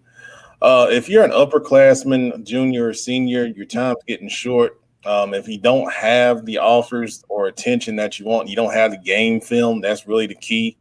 You may want to transfer and find a way to get on the field somewhere just to, try to maximize your options. But, all these options come with risk. And I believe it was Brandon that was saying, you need to weigh the risk versus the reward here. And that's just a personal decision that, you have to make for yourself. Reclassing, I think if you have the ability to do it and you don't mind, being in high school an extra year, like the quarterbacks we saw that went to Christ School, by all means, go right ahead and do it. If that's really what your focus is, being the best football player you can be and getting the most exposure and training and things of that nature. So one size doesn't fit all. And I agree. Just look at your own personal situation. Get advisement from people you trust, your head coaches, your parents, even some friends that may be struggling to make a similar decision here. And I'm going to bring the group back here because we got some comments that, I want to put up on the screen and see if anyone has any feedback here. So first off, we've got, let's see. Jermaine Moss, one of our dedicated watchers, it says seniors and their parents have the hardest decisions to make. Wouldn't want to be in their shoes right now. And I totally agree with that. You guys, feel the same way? I think so. Yeah, most definitely. I mean, you got a tough decision to make. If you're in Mecklenburg, Union County, I'm talking about these border state, these North Carolina, South Carolina border state counties, I know that you're thinking about it. I know you're thinking about it, but you have a lot. All of the coaches and everybody on this panel has said it. You got a lot that you got to get figured in your mind. Does the risk outweigh the decision you get ready to make? What happens if this goes terribly bad? You make that change and you transfer and you still don't get recruited. And then you got to look in the mirror and say, okay, I missed out on an opportunity to go win a state championship and possibly get an opportunity to get recruited on a program that's got a lot of kids that's going to go play college football. And, everybody knows some of these guys get recruited simply by the guy on the team. They got somebody on the team that's the guy, and you happen to be making great plays. So I know if you're on that border, that county border of North Carolina, South Carolina right now, you thinking about it, just take a couple more times to think about it. Don't jump out there too far in that water and you don't got a lifeboat. It's well said, Coach. Well said. We got another comment here from J.O. Say So. J.O., another dedicated watcher, says you should sit out and then do individual workouts by the threes. So I get what you're saying with sit out, but individual workouts by the threes. What are they trying to say there? That's Kenneth McClanbrock question. I'm lost. I'm lost on this one. A lot of love for you, Jay. A lot of love for you, J.O. You lost, baby. All right, if you agree. Yeah, shoot us a comment to say what you mean by the threes there. Then we'll, I'll put it up here on the screen so we can talk about it. But agree with the first part though. Yeah, no. He probably saying like extent like what we were talking about last time, McClellan, the extent of having the time for the workouts. But I just don't understand the threes. That's what it probably is. Okay, so he's added a comment here. He says, as far as team workouts. 3 people. Maybe like 3 people at a time. 3 people at a time. Oh, okay. That's probably what he's saying. Okay. He put another one up there. I don't know about that one, J.O. That's kind of tough. We got a lot of 4A programs right here, man. Coaches ain't gonna never get home and see their wives. It's very important. Unless he's unofficial, like hit me on Twitter, man. He's doing their own thing on their own time. That's what he means. Like kids just go to the park on their own without. Yeah, I think that's what he's talking. That gotta be it. All right, we got another follow-up. J.O., this is your segment right now. Yeah. Well, as far as the smallest amount of players without health risk. All right, so That's you, Bill. yeah. So basically, I think we're in phase one. Phase one says, no more than 10 players, outside at a time. And I think, is it 6 inside the weight room, or I don't remember. We can't go inside. You can't go inside. You can't touch no. Hey, Billups. Hey, I got a question. Hey, Billups, do y'all have to break down into groups, and can the groups intermingle? Like, like in group one, group. Okay. No. And see, another thing everybody don't know, only paid coaches, no volunteer coaches can be there. Yeah, not know that. Only paid coaches. They're limiting numbers. It's only paid coach. Coach Joe Evans, he on here, he'll tell you it's only paid coaches. And from what I'm understanding, you cannot touch weights in phase one. You can't touch a weight bar or nothing. It's not similar to what South Carolina. Look at what Union County's doing. Like you see a lot of field work and stuff like that. It's just a overly agility period. And Coach McClaren right there, it's just agility. You're just doing pro agility. You do footwork stuff. You do body weight stuff, but like I said, it's a combat sport. You gotta lift weights. I can do as many push-ups and stuff I want to, but you can't even tell them kids like in the military, like we'll get like I'll put our vests on and stuff, like you can't even let them do that unless they bring their own. But how many kids have that? That you only can use your own. You telling kids they gotta bring their own water bottle. Mm-hmm. You gotta have your own mask. So, like I said, it's tough. It's the logistics of everything. And yes, we got all that clean stuff, but you only really spraying cones. Like you have cones out there, you don't be there all day. It's like the school from Mallard Creek and stuff like that. They got the big numbers. I feel sorry for that coaching staff because you're only saying 6 coaches can be there. Wow. That's crazy. So Coach Jamel Bird from Hopewell High School, one of our favorites, weighing in, says straight conditioning, no equipment, no anything. So yep. Shout out to Bird. Yeah, Bird.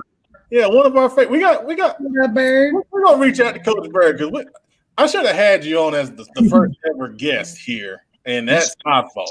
I love Bird. He a Griselda fan. Inside Zoe, Griselda. He's a Griselda fan. Oh, the rap group. Hey, Bird, man, I love what you're doing over at Hopewell, man. I'm paying attention from afar, man. I love what you're doing, man. Salute you, I mean, it's and we're gonna get to teams here in just a second when we do the So Meck 7 player breakdown. But built from the ground up, literally built from the ground up. Because I so did when I was there. We tore it down in shambles.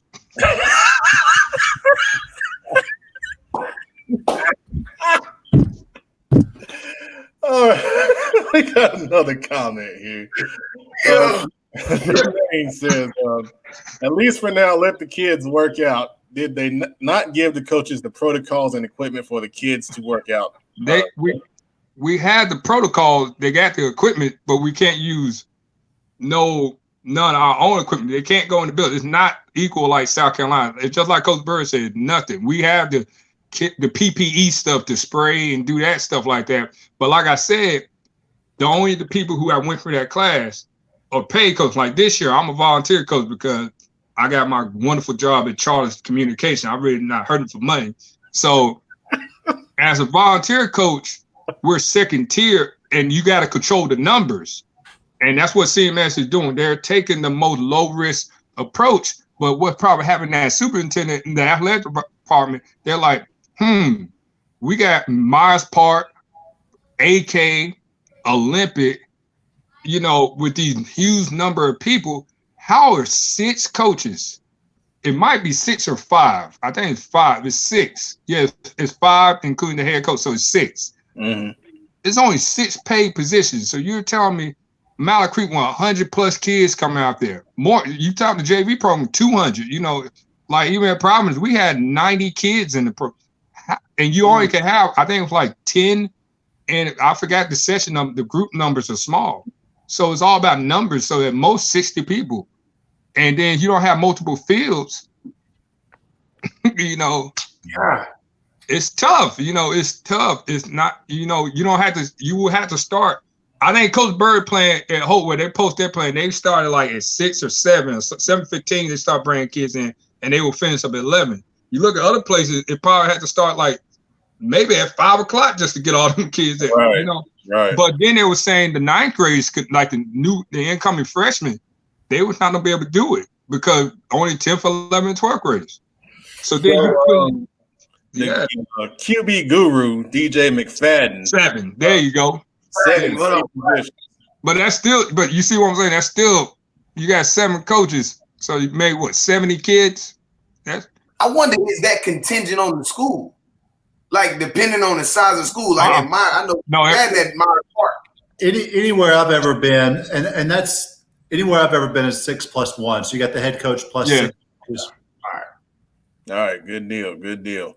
All right, so great comments, great feedback on that. Thanks a lot, everyone watching, and to the panel for that great commentary. So now we're going to jump into what everyone is here to see. I know from a player perspective, we might see a spike in numbers because we're going to talk about the So Meck 7 preseason all-conference team that, you know, we released on Monday.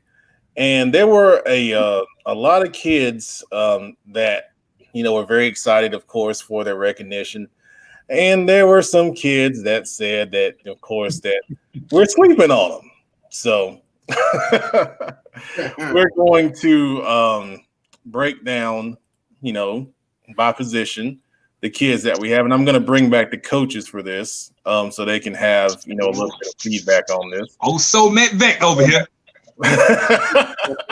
Bill is the So Meck expert from his time at Providence, so I know he's going to have a lot to say. I'm undefeated against the So Meck, Pep. Whoa! I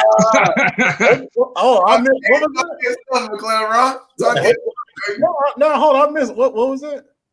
I said I was undefeated versus the So Meck last year. Oh, well. All right, then. Well, guys, he only played us. He's taking a shot. We'll call Coach McClaren the king of the So Meck, man. We'll go hey, I'm back at the IMEC now, so you can have it. Well, we'll get to the IMEC in 2 weeks, I promise. So I'm going to get the list just to make sure I don't miss anyone. But I'll start with the quarterback. So we only did, you know, a preseason all-conference team. Really wanted to make it something. You know, a lot of people out here have first team, second teams, honorable mention, all that. I just wanted to honor the best players. So, you know, our preseason all-conference quarterback was Sean Bowles from Olympic. You know, it seems like he's been there for like 8 years, crazy enough. But, you know, I love his game. You know, he's a little shorter, stocky, but he can run. He throws well on the run. And, you know, he led a great turnaround at Olympic last season, going 8-4, making the playoffs, lost in the first round of Huff. But another season with him at the helm, I'm excited to see how they come out. Yeah, that's a good choice. You know, he's the favorite pick right now. He's a great quarterback. He got a good arm. I would say watch out for Barry's JV quarterback who come up to varsity. That young man has a great potential. That Barry team was, I think they went undefeated. They smoked my JV. I was mad as I don't know what. You know, I got to throw my ace out there. Old Holland Stallings at Providence. He had a rough outing, but he spent some time with Coach Jeremy Johnson this offseason getting better. He don't got 10 times better, but I would say you never get count an AK quarterback out. I'm pretty sure I'm seeing some film on him. He's pretty good. I don't know the young man's name, but Bowles, yeah, I was picking. He would be my favorite right now. All right. Anyone else got some thoughts on the quarterback position? I got something I got to say to that too, Coach Billups. Yeah, I think Bowles is a good kid. Had a chance to kind of go back and look at how he performed last year after you put this out. And I think that's a really kind of a safe pick. There are some guys inside the conference. Coach B talked about it. Really brought up a kid that's very, very much on the rise. And that's the quarterback that's coming up from JV, coming up from Barry. That kid is the real deal, man. And I've had a chance to kind of observe from a distance and see what they're doing, what they've been doing all season wise. Obviously, keep your social distance. But that kid is gonna be a pretty good kid, man. He's gonna be a pretty good kid, man. So I'm looking forward to seeing what he's gonna do. I was really excited about it. If I had gone over there to become an offensive coordinator, I was very excited about that kid, man. I really was. And Coach talked about him very extensively. And but I think if you're picking now, you got to go with the kid Bowles from Olympic. We had a pretty good season. I think he would have another one this season as well. Yeah. So the guy you're mentioning at Barry for both of you, Jaleel Quick. I'll tell you, he's a great young man. I covered 2 JV Barry games when they defeated East Meck and they lost to AK, and which was basically a JV conference title game. But I tell you, he's hungry. He has a great pocket presence. They moved him up to varsity to back up on some Friday nights. I think his future is super bright. I'm really excited to see him. The kid coming up at AK, Jack Curtis. He looks like he's going to be a good player. He was their JV quarterback last year. He was tough. He was good. Yeah. And don't forget about West Met quarterback. He didn't have the year that he wanted to, but if they get that offense rolling, he got on. He's a gunslinger now. One day you know about West Met quarterback, they gunslingers. So he's pretty good. I'm very interested to see what the new West Met gonna look like under the Hunter Huss DC, the old DC over there. Yeah, that kid last year. I had a chance to see the kid quick face to face last year from POB.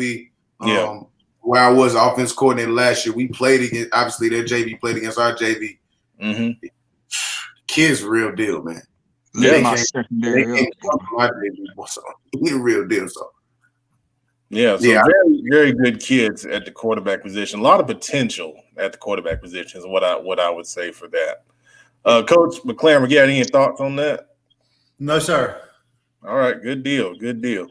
And with you, Billups, Holland Stallings, very improved. I like the film that he's been putting out there from the 7-on-7 competition.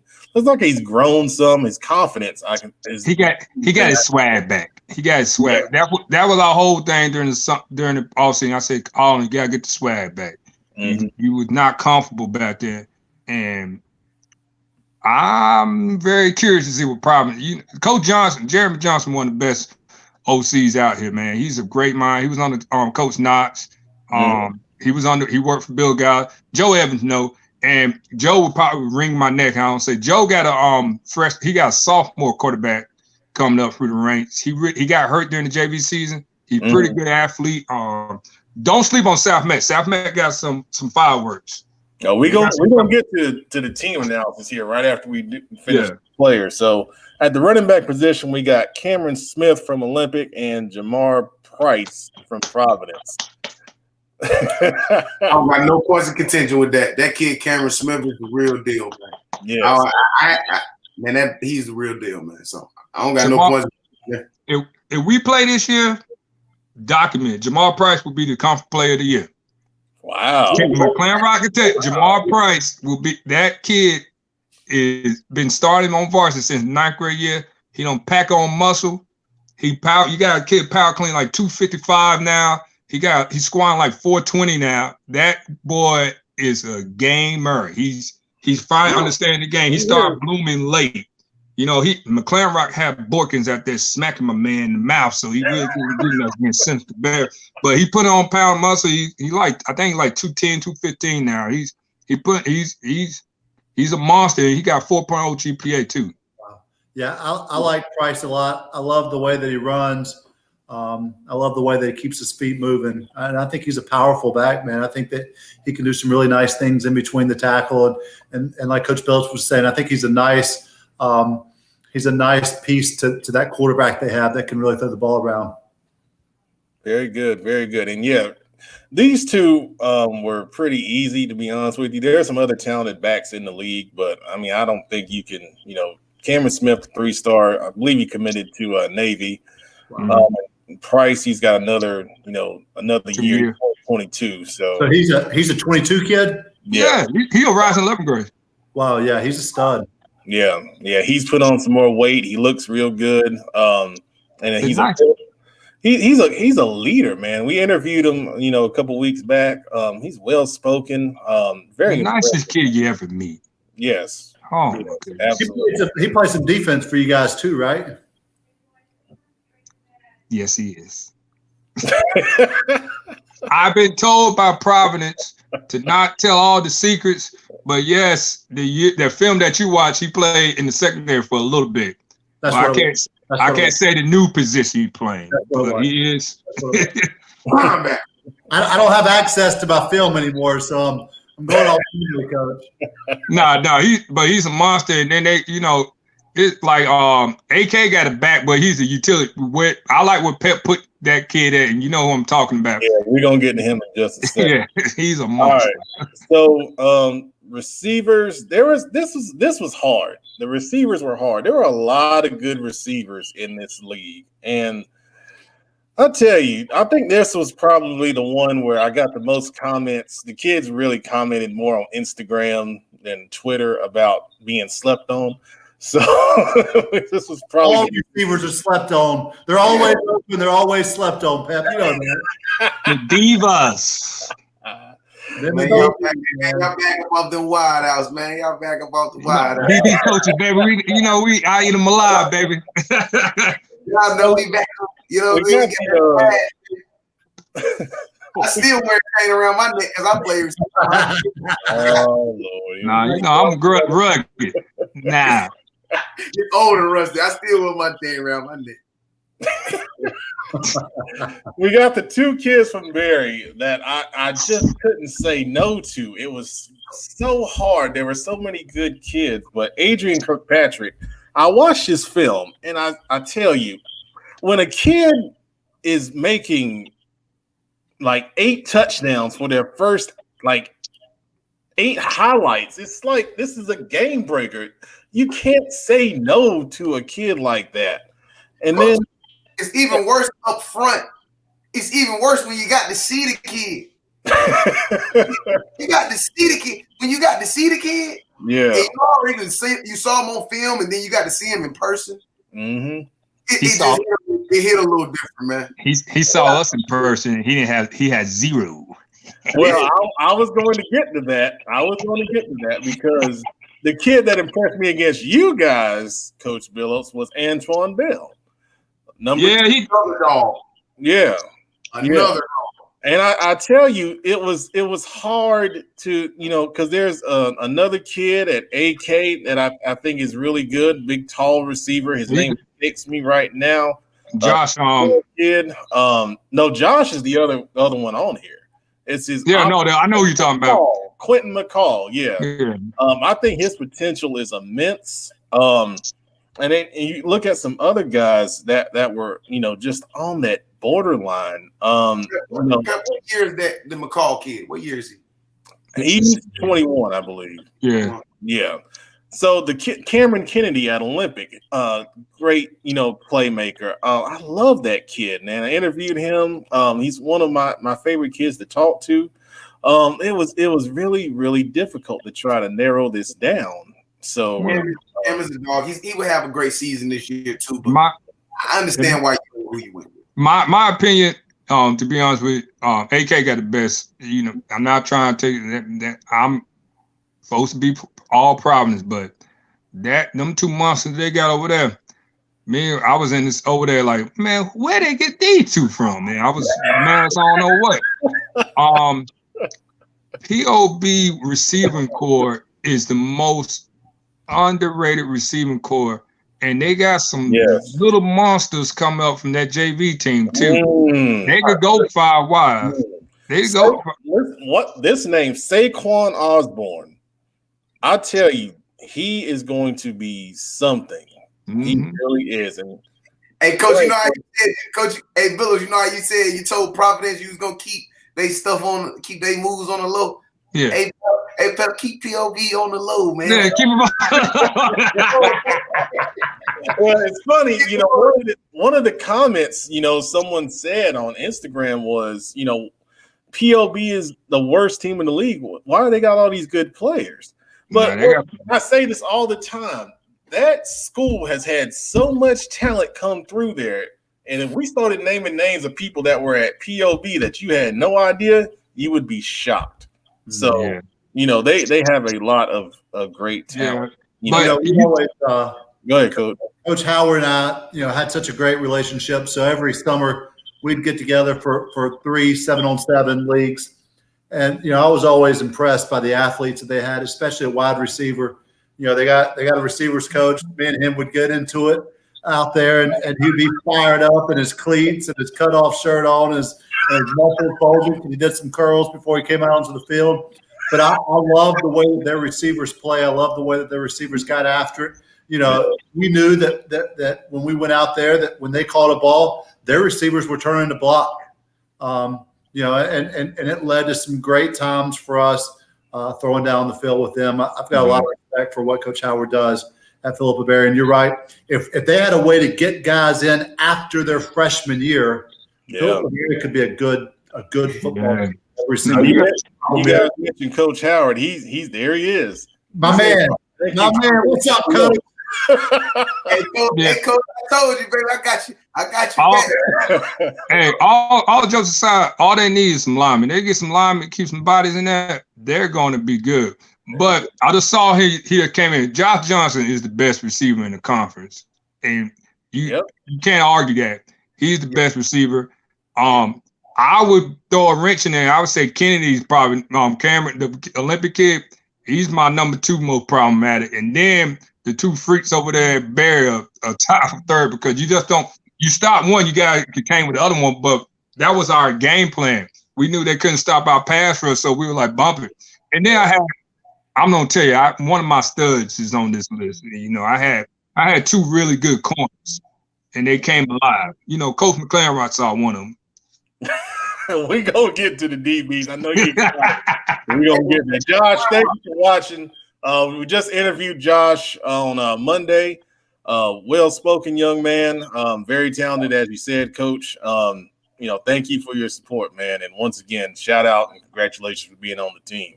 Hey, Josh, he could be one of the best corners in the conference too. Oh, Josh. Yeah, hey, young man, I'm watching you, man. But hey, McClellan, man, talk about more of a stand-up guy, man. Coach Howard, man, just a stand-up guy, man. Yeah. He was my first call every single January. Coach, we got 3 7-on-7s. How many you coming to? Coach, I'll be at all 3 of them. And he'd go out there, and he would go as long as we wanted to go. If we needed to get extra reps because something crazy happened, he'd stay out there and throw, and we'd just throw and throw and throw. And always a great time, man. I got so much respect for Coach Howard. Hey, Pep, you flashed one of my guys up here too. Hawk, man, Coach Hawk, man. Oh yeah, I did. I shout him out. No, man. Yeah, Coach Hawk is on now. Real good guy. He's a good guy. Some great good players over there. Absolutely. Yeah. Thanks for watching, Coach. All right, so tight end. This was a no-brainer. Bryson Nesbitt, South Meck. Huge 4-star kid. Going to go to a big Power 5 school. He's got the full package. And I interviewed him, I think about a month ago now. Well-spoken, very respectful. Everything that you want out of a tight end. Very athletic, 6'6". I mean, he can split out. Flex him out, play him at receiver, go get jump balls in the red zone. I mean, he's just everything you want, man. Can't argue that. The only other person I'll throw in there is, of course, my boy Mason Atkins, the tight end DN for Providence. Yeah. Mason don't finally get a chance to play some tight end. He played probably 1 down for us against Butler. And Mason Atkins is a freak. He got a motor. McLaren Rock had to double team a man over there. Is that defensive end? 16. Yep. Yeah, we're going to get to him here in just a second. And I agree with you. I agree. All right, so offensive line-wise, we'll do these guys as a group. Justin Blue at Harding, one of the guys left from the state title team in 2017. Real big kid, 6'4", 340, just a big power moving, lineman. Real strong guy. Connor Drake at Providence. Go ahead, Coach. That's your boy. Started as a true freshman. He was a freak, got great feet. That boy's gonna be He's gonna be a monster. And the bad part about it, McLaren Rock saw the other tower we had on JV. We could have brought him up, Mark Tommanovich. Y'all get familiar with that name? Providence got some line over there. They got two. They got some linemen over there. Yeah, I don't know which one it is, Pep. Coach Belch, you can tell me. But whichever one played tackle for you guys, I think he was the right tackle.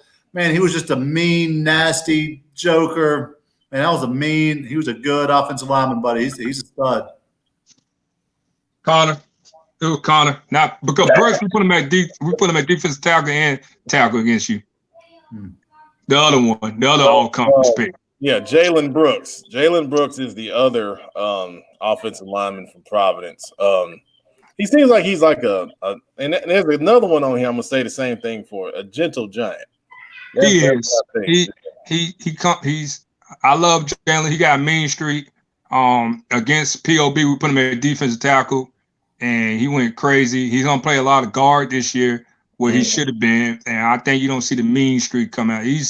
Jalen is very athletic. He got great feet, great hips, great hands. He's violent, but like you said, he's a teddy bear at times. You got to go in and slap him in the back of the head or something. I love him. He's one of my favorite. He's one of my favorite people. His parents are Providence alum. His dad worked for CMS. He's a great kid. His brother also played for us too. So, yeah, nice. So then we got Teron Williams, who's on with us. He's saying about South Meck, don't sleep on us. All right, big fella. Teron, he's huge, 6'8", offensive lineman, and interviewed him. He like I just said, gentle giant. But I saw him get nasty at the VTO camp. There's a film on him in the one-on-ones. He's got a little bit of mean in him. Which is, at that size, you get that, man. It's 6'8". Yeah. I didn't have any of those guys. Man, stop it. You had them there crazy short munching killers over there. Good gracious. They power clean the world. At Central Cabarrus. Okay, what happens if you're over 5 foot? Going out the window? No more Zen, Coach? Every time you bring up Central Cabarrus, my eyes start twitching. But make them twitch. So we got another offensive lineman from South Meck, Landon Eagler, and just watching some film on him. Real good, really good feet, good hands, good technique. The things that really stand out about him. He was also all conference last year. And then at the athlete position, we kind of alluded to this guy earlier, Brooks Stankovic, Archery Kill. The truth. Hey, this is where I have my point of contention with you, Pep. Go ahead. This is where you could have gone, my guy Cameron Kennedy, right here. Nah. I ain't gonna lie. When I saw that, not to say that the kid, like the kid. But this is where I probably would have wanted to see the kid Kennedy. Nah, you start. I think he's the most. I think he's the best all-around athlete at his position in this conference. Josh is wide receiver, but I'm not sure. I know you say he can play a little defense, but we haven't seen him play enough defense to say. Who, Stankovic?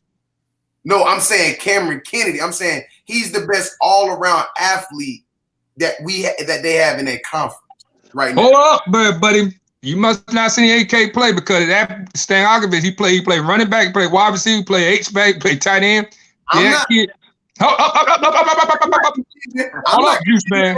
But I'm just telling you, if you guys, every coach, when you play AK, we already knew about them receivers. Mm-hmm. We knew about Cedric, but when he came out of nowhere. And he dominated. He had more stats than I'm not taking nothing from Cameron. I love Cameron. He's one of the best receivers. Cameron played receiver. I think he played a little DB, but the best overall athlete on the field for AK, and that's saying with even Cedric Gray, was him. That boy is a playmaker. If we play football, go watch AK. Go on down to old South Side and go watch some AK football. I don't like him like that. I'm not close enough to him to go check him out, but I also live right around the corner from Olympic. How much Stephanie pay you? Hey, man, shut up, Stephanie. Hey, man, don't let this man over at the Dub start doing this. And he waving that Dub flag, and he feeling it. Y'all, ladies and gentlemen. So I'll say this. So from the athlete perspective, I love Cameron. Yeah, we all do. Yeah, I think he's a great kid, but like you said, Coach Billups, Stankovic was in multiple positions all over the field, running back, H-back, slot, outside, and they did a lot of different things with him. And they're both this is what it got down to, man. It was just it was just a really, really tough decision. And you take into account that Stankovic was a freshman. He was a ninth grader doing that. I mean, given the situation, I will say I understand why you did, and I understand that the kid Cameron Kennedy is not being asked. He's not necessarily being asked to have to do all of that. I get it. Kids over at Olympic that play multiple positions, so I get why you did it. I'm just saying my point of contention is best athlete I see in that conference. That Kennedy kid is the real deal. I think that. No, I agree. I agree. He's the real deal. Yeah. But I wouldn't say he's the best athlete because, like, if you look, like I said, Josh Johnson, that kid right there, he played. He started on both sides of the ball against us. He started at corner and receiver and dominated. I didn't know that. Dominated. I didn't know he played. You gotta look at all of AK. Their receivers and their running back play defense. They do. Them kids. Coach Ward probably losing his head right now because I'm talking good about AK. But you can't hate on them. You can't hate on them. They play great football, and them kids are mean. And I love Cameron. Cameron's a great football player. I love what old dude Thompson is my boy. I love Thompson. But I'm not being biased and stuff. Not saying you are because you're my guy. The best athlete in that conference is Josh.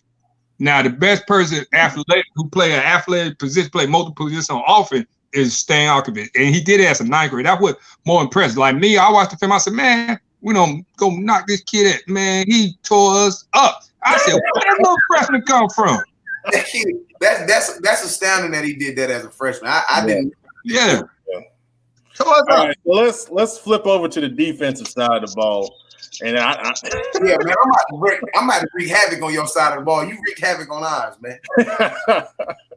All right, first one, Tylen Dunlap. I'm gonna tell y'all, man. If this kid was at a bigger school, I would say, like it is, man. Stop hearing about him. Yeah, 19 sacks last year. 7 of those came in the first game against Hopewell. I was there, Providence, and I still need to do a cut up because that was just an amazing thing. He's such, he I don't know the best way to describe him. He doesn't seek out the spotlight. I've interviewed him a couple times, but he prefers to just kind of do his thing and really just express his play through what he does on the field. And he's just committed to Georgia State. So congratulations to Tylen. So happy for him. He's related to Malik Dunlap, corner up at NC State. Cousin with Kavaris Crouch, of course, at Tennessee. So a lot of talent in that family. And, that kid's going to just be dynamite down there in Atlanta. Mason Atkins from Providence, Coach. You alluded to him a little bit. Yeah. Coach McLaren I can speak on because he got to feel that wreck. But he got a good engine, lovely kid. He can play some outside linebacker too. He's very flexible. I love playing against ha ha ha ha. I bet you did. I had to throw that up, man. I'm sorry, Coach. I had to throw that up in there. Yeah, but no, that's one of that's one of the best rivalries. I love that game. Them kids came out, they were talking just to me. I don't know how to put my Providence uniform on Sunday. I'm getting mad myself. God, dog. Nah. But Mason Atkins is he's gonna be good. He's a real special kid. I love that kid. That's my guy. Yeah, I like Atkins a lot. He's a long kid. He's a strong kid, plays with heavy hands. You know, if he can improve his first step, he can be a heck of a football player. Yeah. Well said. Well said. I went with a 3-4 because I had a lot of linebackers on here, and I missed one. I'm going to apologize for here in just a second. But Kai Russell from Olympic interviewed this kid earlier. I think that's about the 5. That's the 5 technique, isn't he? He that defense end. Number 9. Yeah. I mean, his size, 6'2", 230. He's going to grow more, and he gets to a college program.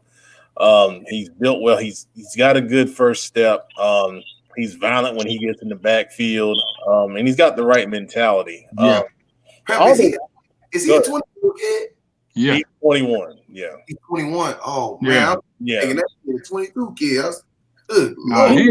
I think he committed. I forget where he committed to, but but he's long. He's long. He's violent. Mhm. He got great hands. He throw them hands up there great. How was he against y'all, Coach? Guess who? Providence. Providence. He did good. Nah, that Olympic. I would tell you this: Providence versus Olympic game this year, and Pep would tell you the same. It was a really good game. It was. It probably was our best game. That defense, they did some damage, but our offense will click. That was the first time I told Pep and I told Ken after we played, and Ken said the same thing. Once that offense started clicking, it's gonna be a long year for some people, and it started clicking. But that defense, they did good. You know, I like him. I watched his tape. He's long. You know, being defensive coach, when you got a DN who got length and got them long arms, and he could find and rip and get there. And he's a great 5 technique. You want to see him right there. I would say the one sleeper pick is one of my guys who transferred to South Meck, Chris Gates. Chris Gates, he could play. He could play any tackle position you want to. He's violent. He's mean. Pep used to laugh at me during the game because I sit there and tell him, "Why are you so angry?" He's a pace back and forth on the field, on the sideline. You're like, "What is wrong?" But he's going to do great game. Joe got a blessing. You're welcome, Joe. You got a blessing right there. Good stuff, man. Good stuff. So you mentioned Joe at the linebacker position. This kid, Matthew Reddick. I like him. He's kind of in the mold of Tyler Dunlap. He doesn't seek out the spotlight. He doesn't look for a lot of attention, but I'm telling you, he got an offer from Missouri. He's legit, man. I spoke to him last season. Well-spoken young man. Yes, sir. No, sir. He'll rise in 11th grade, isn't he? Yes. Yes.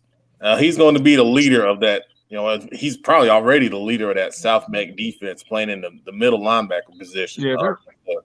Watch, that name's going to be big. He's going to be. No, he's pretty good. Good take. Absolutely. And then I'm going to slip this one in. So I missed. This is my fault. And I should have made a position for him on here. Stephen Bauer, Ardrey, leading the team in tackles the past 2 years. Really good kid. I missed him. That's my fault. And when I put it out there, I said, almighty, I missed him. So I owe that, to him because he's a great player, coming from a great family as well. A great tradition of Bauer kids at Ardrey. He got good eyes. Great eyes. But I did get his teammate Travis Collins, and I looked at his film, and this kid, he's outside linebacker, but he's just all over the field, man, just making plays everywhere. They would move him around and have him come from different positions off the edge, and great first step. And he was a great tackler in space as well. That was the one thing that really impressed me about him. He don't have to play a big role in that revamp of that defense. They lost them 2 big pieces. Absolutely. And then linebacker Joshua McGill at West Meck. You get to some of the smaller, speedier guys, but physical, really good range. Things that stand out about him, looking at him a little bit. And then, I hope I say this right, Khalik Amr Bey, linebacker at Berry.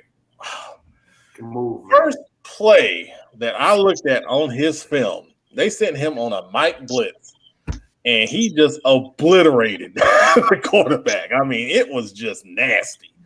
And after that, and just a great middle linebacker. It's about 6 foot 220, reads things well. And to make all conference, in that position where he didn't necessarily have a lot of protection, from the D line.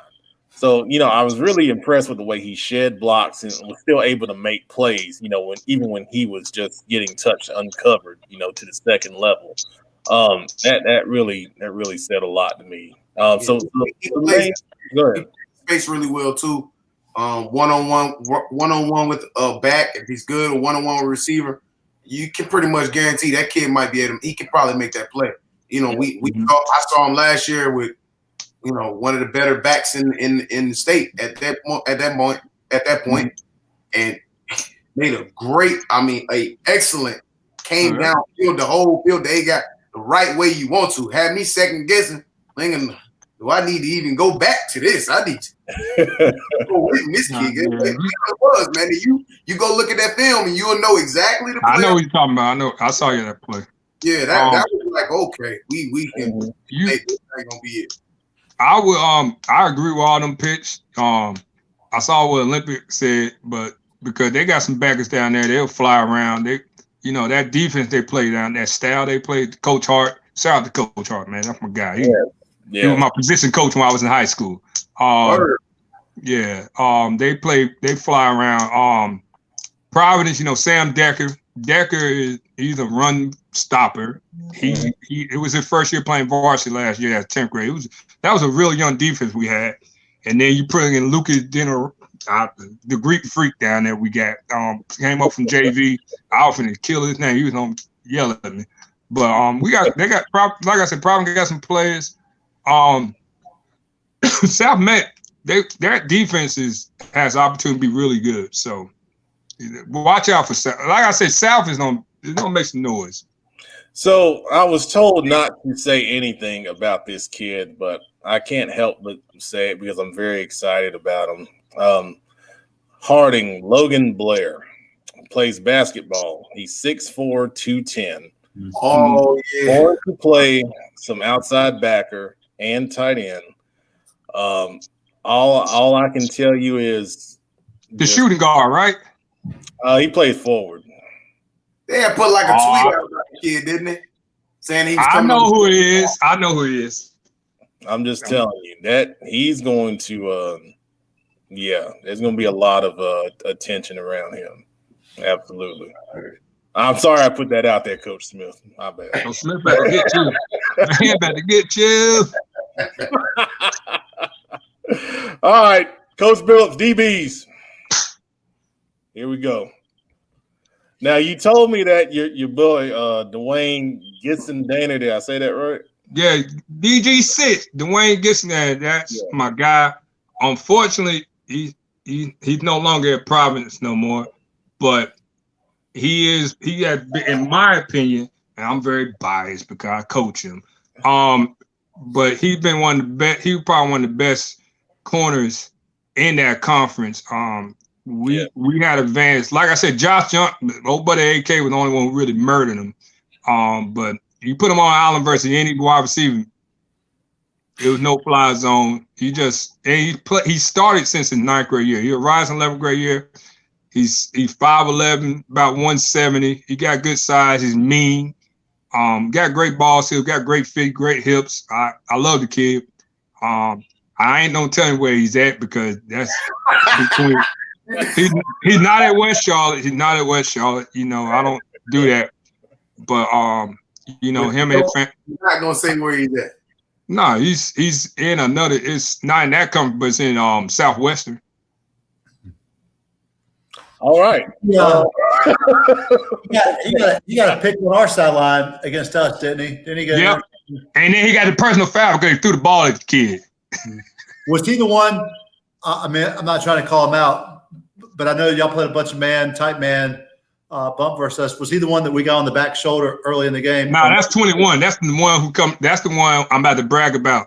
Gotcha. I think that's where we got confused. We saw him we saw him lined up and pressed, and we went for it, man. That first half, we were trying to take some shots over top versus you guys, but nobody took a shot at 6 except Myers Park. Because I know DJ in here. He don't say something. All right, so we got Clyde Jackson Melton, DB at Perry. Go ahead, Coach Scroll. This was my favorite pick you put on the defense. Because that's the only person you knew. Didn't know. I pay attention to all football. This kid, the real deal, man.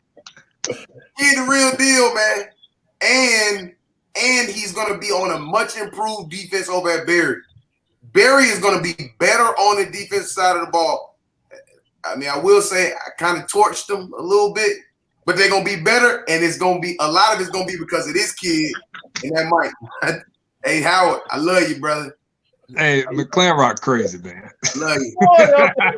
Shots, man. I'm taking some shots. Man. I'll let the list go, and then I'll say my piece. All right, so the next DB, Techie Moss, South Meck. Yeah, I agree. I could have put him in the specialist category, but the kid that we got there, I really wanted to put him in specialist. So, really athletic. Made top 5 at the BTO camp I was just at, not too long ago. Really, I mean, just a great athlete, man. That's a ball player. Yeah, that Moss family, it just seems to keep churning out star after star after star, and this kid is no different.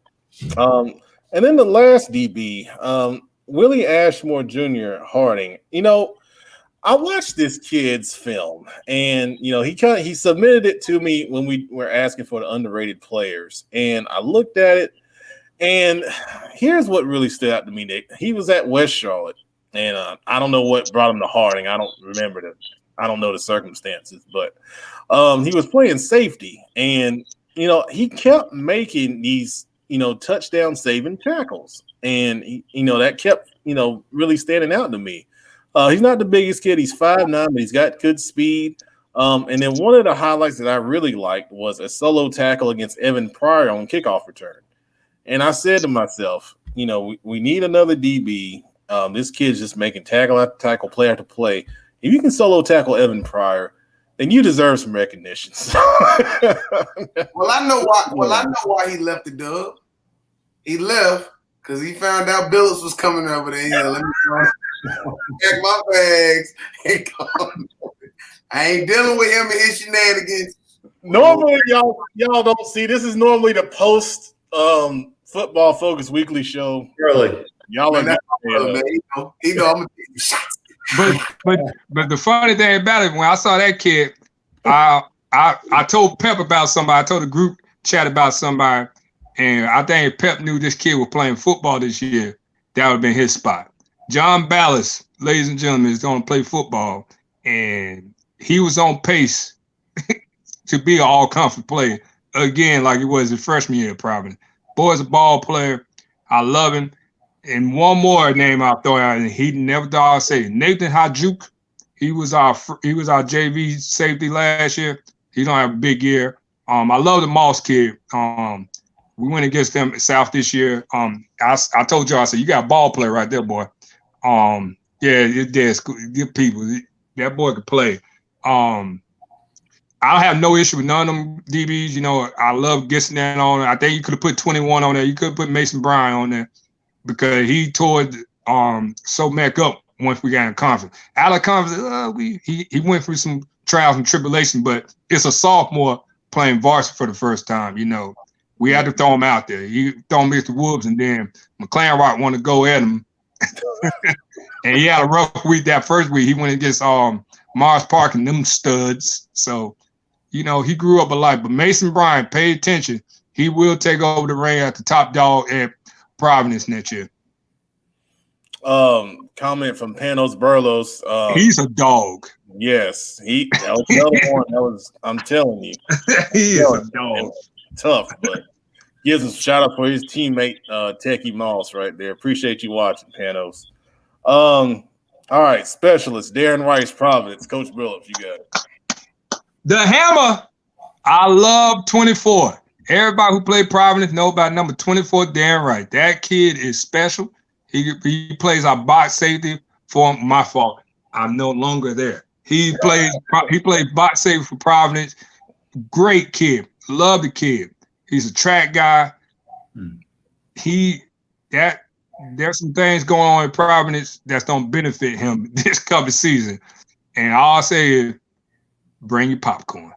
Yeah, but I love that you're getting recognition. Yeah, I love that kid, man. Just watching him, I was at the Providence Harding game. Well, you know that, Coach. Me. He was just making, play after play, and I'm telling you, it was a low-scoring game, and he was a big reason why. Coach, he reminds me a lot of kind of the old school Providence guys when Bruce Harding was there. Just those tough-nosed white kids that play with a lot of piss and vinegar, and man, he knew he was good. Absolutely. I'm gonna tell you a story right quick about after we lost to Harding. We was all looking for him when we came back to turn his equipment. He came through the field house from the field, and he was sweating. We said, "What were you doing?" He said, "Man, I had to run some sprints because we just lost. I ain't like how we play. I could have been better." I said, "Man, you don't take that equipment off and go home." That's the kind of kid he is. He out there running sprints, full equipment. Whoever get that kid get a ball play. He's an old school. He's gonna put his hard hat on. He's going to work. He got a job to do. How big is he? I would say he's 6'1". He's about 210. You got to put a little bit more. Yeah, you got to put a little bit more. I say outside line DN. He play wherever he wants to. He's good. He's good. He can play in secondary. He's special. He's talented. Very good, very good. And then the kicker, I had to put this kid at kicker and punter because he's just so good. I'm not going to try to say his last name. Eddie Shapitzley. All right, thank you, Coach. What can you say about him? Goes back there, Coach. Eddie is the hardest working specialist in the country. This kid, how many kickers y'all know is power clean 265? Squat. He's a monster. He has work ethics. He's crazy. I love him though. He's crazy. He got me in a lot of trouble pregame a lot because he'll go have a kickoff with the kicker. If y'all ever want to see a kickoff versus kicker, go to a Providence football game. Just watch him. He's crazy. He'll go down and give a personal penalty for you too because he'll go down there and try to rip somebody's helmet off. But he's one of the best kickers in the nation. He could punt. I saw the kid hit a 50-yard field goal in the Mud Bowl when we played West Meck 2 years ago. Yep, he don't kick ball. He dropped nukes. He just dropped nukes. Yeah. I'm saying, you shake your head all you want to, Crow, but that boy, I had never seen nobody punt like that boy. And this dirt boy, that boy kick, boy, that boy good. Man, I'm thinking my head about you letting that kid go out there and get y'all them pregame penalties like that. Man, he's crazy. I couldn't stop him. He'll drink a bang and go out there and be like, "Coach, watch this." I was like, "Hey, don't get me in trouble, man." I gotta yell at him. He reminds me a lot of a little bit, not quite as big, but he reminds me a lot of Bradley Pinion. Yeah. West. The only other kicker punter who I've ever watched in pregame. I mean, the kid at Providence was doing corner shots in pregame. And I don't know what we were doing on our side. We were throwing or something. And I was just watching this kid just drop them inside the 1 yard line continuously. I mean, it was really amazing to watch. I got a chance to talk to him for a little while, and I was really impressed by him as a young person, just in our 2 or 3 minute conversation. And he's the best special teams coach and kicker coach in the state of North Carolina. He mentored the JV kicker, and we said, "Hey, let's go over there and take him and do you, baby." He's a class act, very class act. He's a warrior. I love it. Eddie's a man. I love Eddie. Good guy. Awesome. Good stuff, guys. That's great analysis. Great analysis. You're only going to get that kind of analysis of players right here on Football Focus Weekly. That was It's not a shot. It's just the truth. All right, so let's bring Cherie and Brandon back, excuse me, and we're gonna finish up the show. Hey, Billis. You know, I think tonight. I saw your comment too, man. You weren't supposed to see that. Looking like Smitty. He knew what he was doing. That's why he put that hat on. Live, you gotta love it. You gotta love Hey man, one of the best players to ever do it. That's a compliment. Too bad he don't got them skills. Oh, I'm not speaking of it. Hey, I still got something now hold on. Now we know one show did a challenge. Where's No, I don't do all that. I want to see it. Do we need to dig in their bag? I say do it. Take a little bit. You know, He's got gloves ready. He's ready, baby. He's got his static cleats ready. Listen, I know how them receivers are. All day long, baby. I told you, I still got the chain. I ain't worried about that. You wear a chain with me, I'm gonna rip it off. I was about to say, take the chain from Michael Carey. Off, like I'm gonna rip it off. Behind the scenes look right now. It in my t-shirt. I ain't back. So we're gonna end this craziness. We got one last comment right here from our boy Jermaine Malls. Make sure you keep your eyes on Jameer Moten over at PK. Kid is the truth. You got so many people over there. Yeah. So what I'm gonna do now is I'm gonna go check out Jameer Moten. So I need to know, what's going on with him, and stay tuned. The underrated, players are coming. It takes a lot of time to get through. There's over 140 kids that submitted their film. So trust me, we're going through them, looking at them. We've done some interviews with a couple that have just impressed me to that point. Coming up, we got interviews with, and I got to reach out to these kids, but I'm going to say it anyway. Saban McLaughlin at Hickory Ridge. We're going to interview him, a really good skilled player, athlete type. We got an interview with Willie Ashmore Jr. He's got some suggestions about coming back to play football, and he's got a whole list and everything. Very impressed with him. So that's going to be over on our Instagram. And we've got some more stuff coming down the line. Coaching legends. We've got some more coaching legends that we're going to talk to. So stay tuned for that. And if there's anything you want to see, let us know. We're not above taking suggestions for things. I really think talking about the players is really good. I think they like to hear that. I think the parents like to hear that. And I don't think we do enough of that here in the city. So, we want to be the source for that. So, that's going to continue along with the topics and, more guests to come as well. So, anything else you guys want to share tonight? Well, I was just going to say, to take some of the pressure off of Matt, because he does a lot for, Charlotte Football Insiders. If you guys want to reach out to me at any point, I'm open. I only work 3 days a week. Just graduated, so I don't have that going on. So if you guys want to reach out to me, I'm on Twitter at LWOS S Howard, and I'm also on Instagram at Cherie Talks Too Much, and I'm also on Facebook at Cherie Talks Too Much. So anytime you guys want to reach out, feel free. I don't bite. I'm jealous of that work schedule. I forgot one thing. Oh my gosh! But I work 3 days, 10 hours a day. Panos Burlos, thank you for this. We almost got it. South Meck 7 power rankings with the breakdown. Coach McClamrock, what you got? Best field paint in the business, not even close. Providence High School, man. I love the designs they put at the middle of the field, and I'm going to leave it there. Whoa! Michael Bear. Michael Bear is the one that does that, and he's a great guy. Great. Yeah, Coach Bill don't do that. Mine would have been tore up. So I'm going to give you – let me go to a one shot real quick. I'm going to give you my breakdown of the So Meck 7 I gave to QC Preps a couple weeks ago in case you didn't hear it.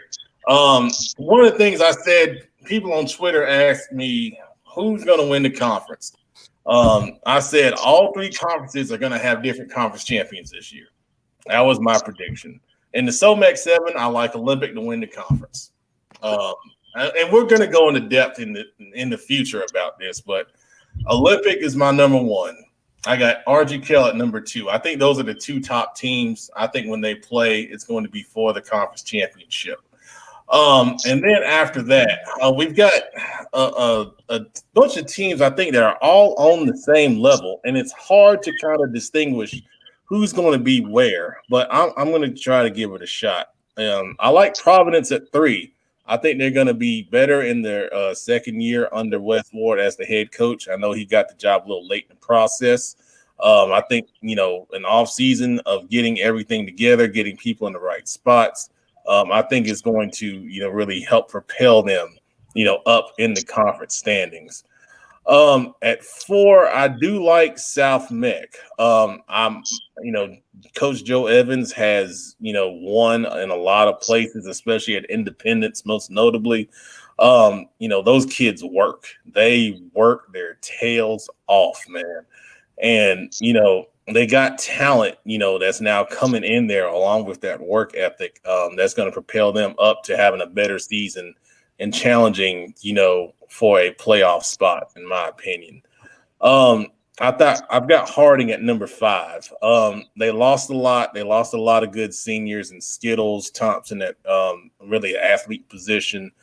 They lost Malik Faust, who's going up to Marshall. Congratulations to him.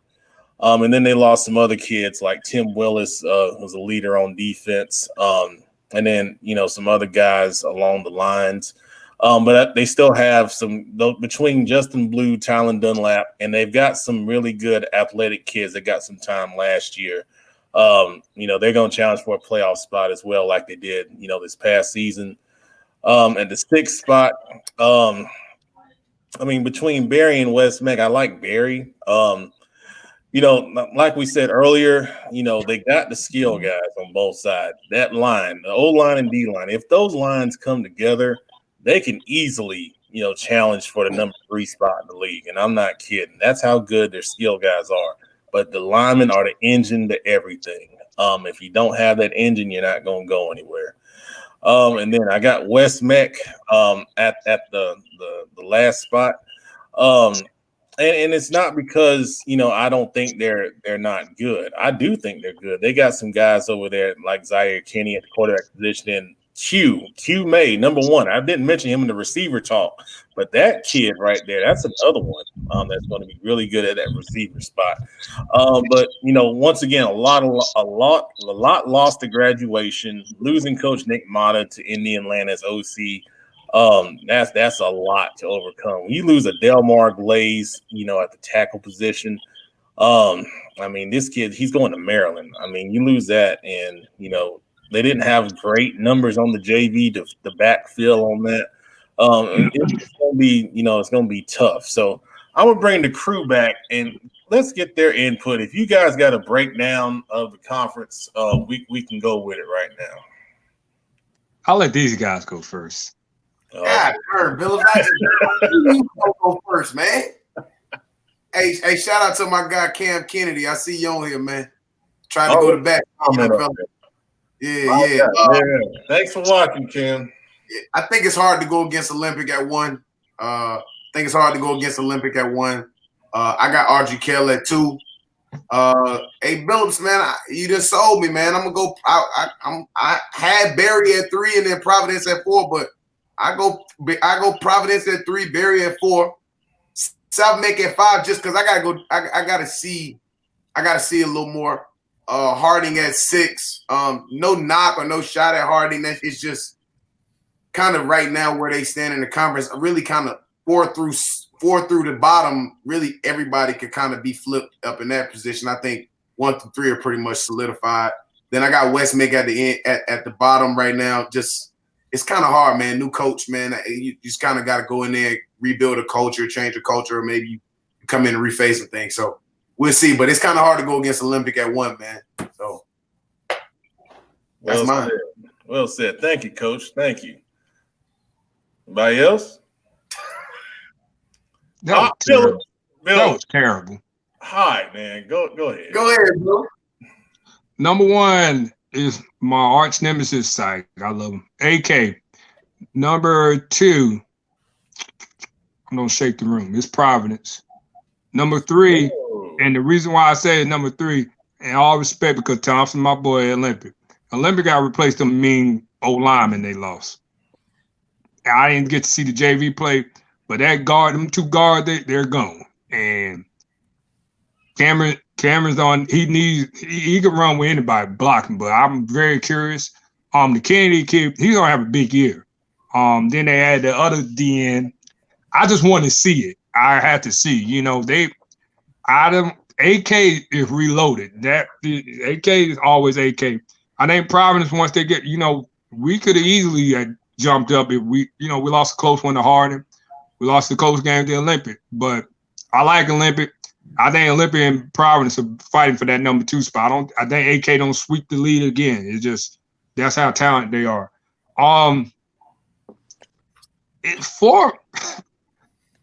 would have to say is Barry. I think Barry's gonna make their run this year. I think South is gonna get 5. Harding at 6, and then West Meck at 7. But like I said, 4 through 7 to change. But I think AK is a dog. They're the top dog in the country. You gotta beat the top dog. And the only reason why I say Olympic is just if you watch that Olympic team, and Pep saw that O-line was nasty, and the person who led that O-line, he's gone. Them 2 are gone. Them two. Matter of fact, all 3 of them gone. The 2 guards in the center are gone. Yeah, so Ellie Simpkins, Tavian Ford, the main 2. And that center was nasty too. So I didn't get to see the JV play. I think Pep, you saw that JV play. I did. We didn't get to play against them. They've got a couple coming up. They got a couple good sized kids. But it's just hard. You don't replace that was the nastiest O-line. I agree. In the state of North. Them boys was smack. They were taking your lunch. They were gazelle. I agree. They were gazelle, boy. They were smacking people around. I like Barry. I'm gonna say, Harding. The thing about Harding, Barry, South, and West Meck, you don't know. West Meck got big play potential. Yes, they do. Yeah. The line is they don't have a line. Harding, all their people stay and they don't lose. They don't get all the craziness that you keep on hearing.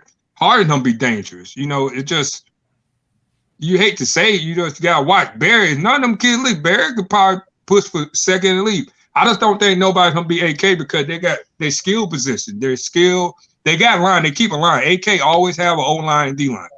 And it's just added. Providence is just the scheme. They just got to play together. And West Meck, the reason why I put him in last is a new coach, and you haven't had time to really prep. Yeah. So there's no shot at him. He's a great coach, and that's my brother-in-law over there, AD at West Meck. So I want to see him do great things. Shout out to Coach Wilkin. That's my guy. But it's just time. Everything's about time. So look at AK. That's why I say they have their advantage. Them kids. They went out on a roll. Olympic, if Bowles get going, he gets some time, and they can add a passing game to that running game. Yes, it's gonna get ugly. Yes. It might get ugly, but it all depends on that line. You're replacing 2 guards and a center. Crowell, that it's tough. I don't know if the center is gone. B. No, he's gone. He's gone. They were even like replacing them 2 guards. 2 nastiest guards. That's gonna be tough in itself. I think they should have went and played bigger ball than what they're playing. And that defense is good too. They don't have to lean on that defense. And when you run a 4-4, you just got them shots don't be open. You play Olympic, y'all know it's no shot at, but it's gonna be open. And AK can stretch the field. Yeah. That's what you like when 4-4. I'm gonna stretch the field. I want to see what AK is going to be able to do against Olympics defense this year. Olympics defense is quiet. They tore them, and no offense, please do not get. They tore Olympic defense up last year. Tore them up. Yeah, it was barbecue chicken. But AK, that's why I keep on. But it's like I said, AK, them receivers. If you watch them 2 receivers play, it was not even Cedric Gray. and staying out of it. They are that defense, that offense is it goes. He does great thing. That the offense coordinator over there is what's the call who was at Providence? Oh, not Providence. My fault. Where was that? He was at one of them private schools. He came in. He's an offensive genius. He know what he's doing. And you pair him with the head coach. You pair him with the head coach, man. It just you don't. Olympic is dangerous. Olympic, you got 4 dangerous teams. You got Olympic. You got Providence. You got AK. And you could put Barry in there. You could put Barry. You don't know. You got this the year. This the year for Barry. If they was ever if they ever gonna do something, this the year. They got all the pieces in the right. And then South Meck get clicking. You know it get ugly because that Panos kid. That's one of the nastiest fullback running backs in the third city. He don't juke. He don't put that helmet down. He don't run you right over, hit you in the mouth. But he must have done that. Nah, we whoop their butt, boy. You better check our stats, man. Don't come at my boys like that. Hold up now. Okay, all right. So he gonna put his head. Anyone else got? Nah, you good. All right. So thank everybody for watching this week, Football Focus Weekly. If you missed yourself on the breakdown, we got a lot of players watching. On the playback, just look for the headline. I'll show you what it looks like. So Meck 7 preseason all-conference team went through each position. Said a lot of nice things about guys that are on the team and not on the team. So get your friends, get your teammates, check it out. It'll be up, real soon on the playback.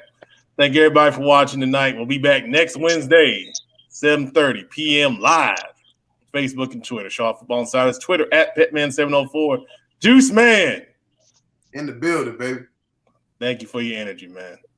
Good night, everybody. All right.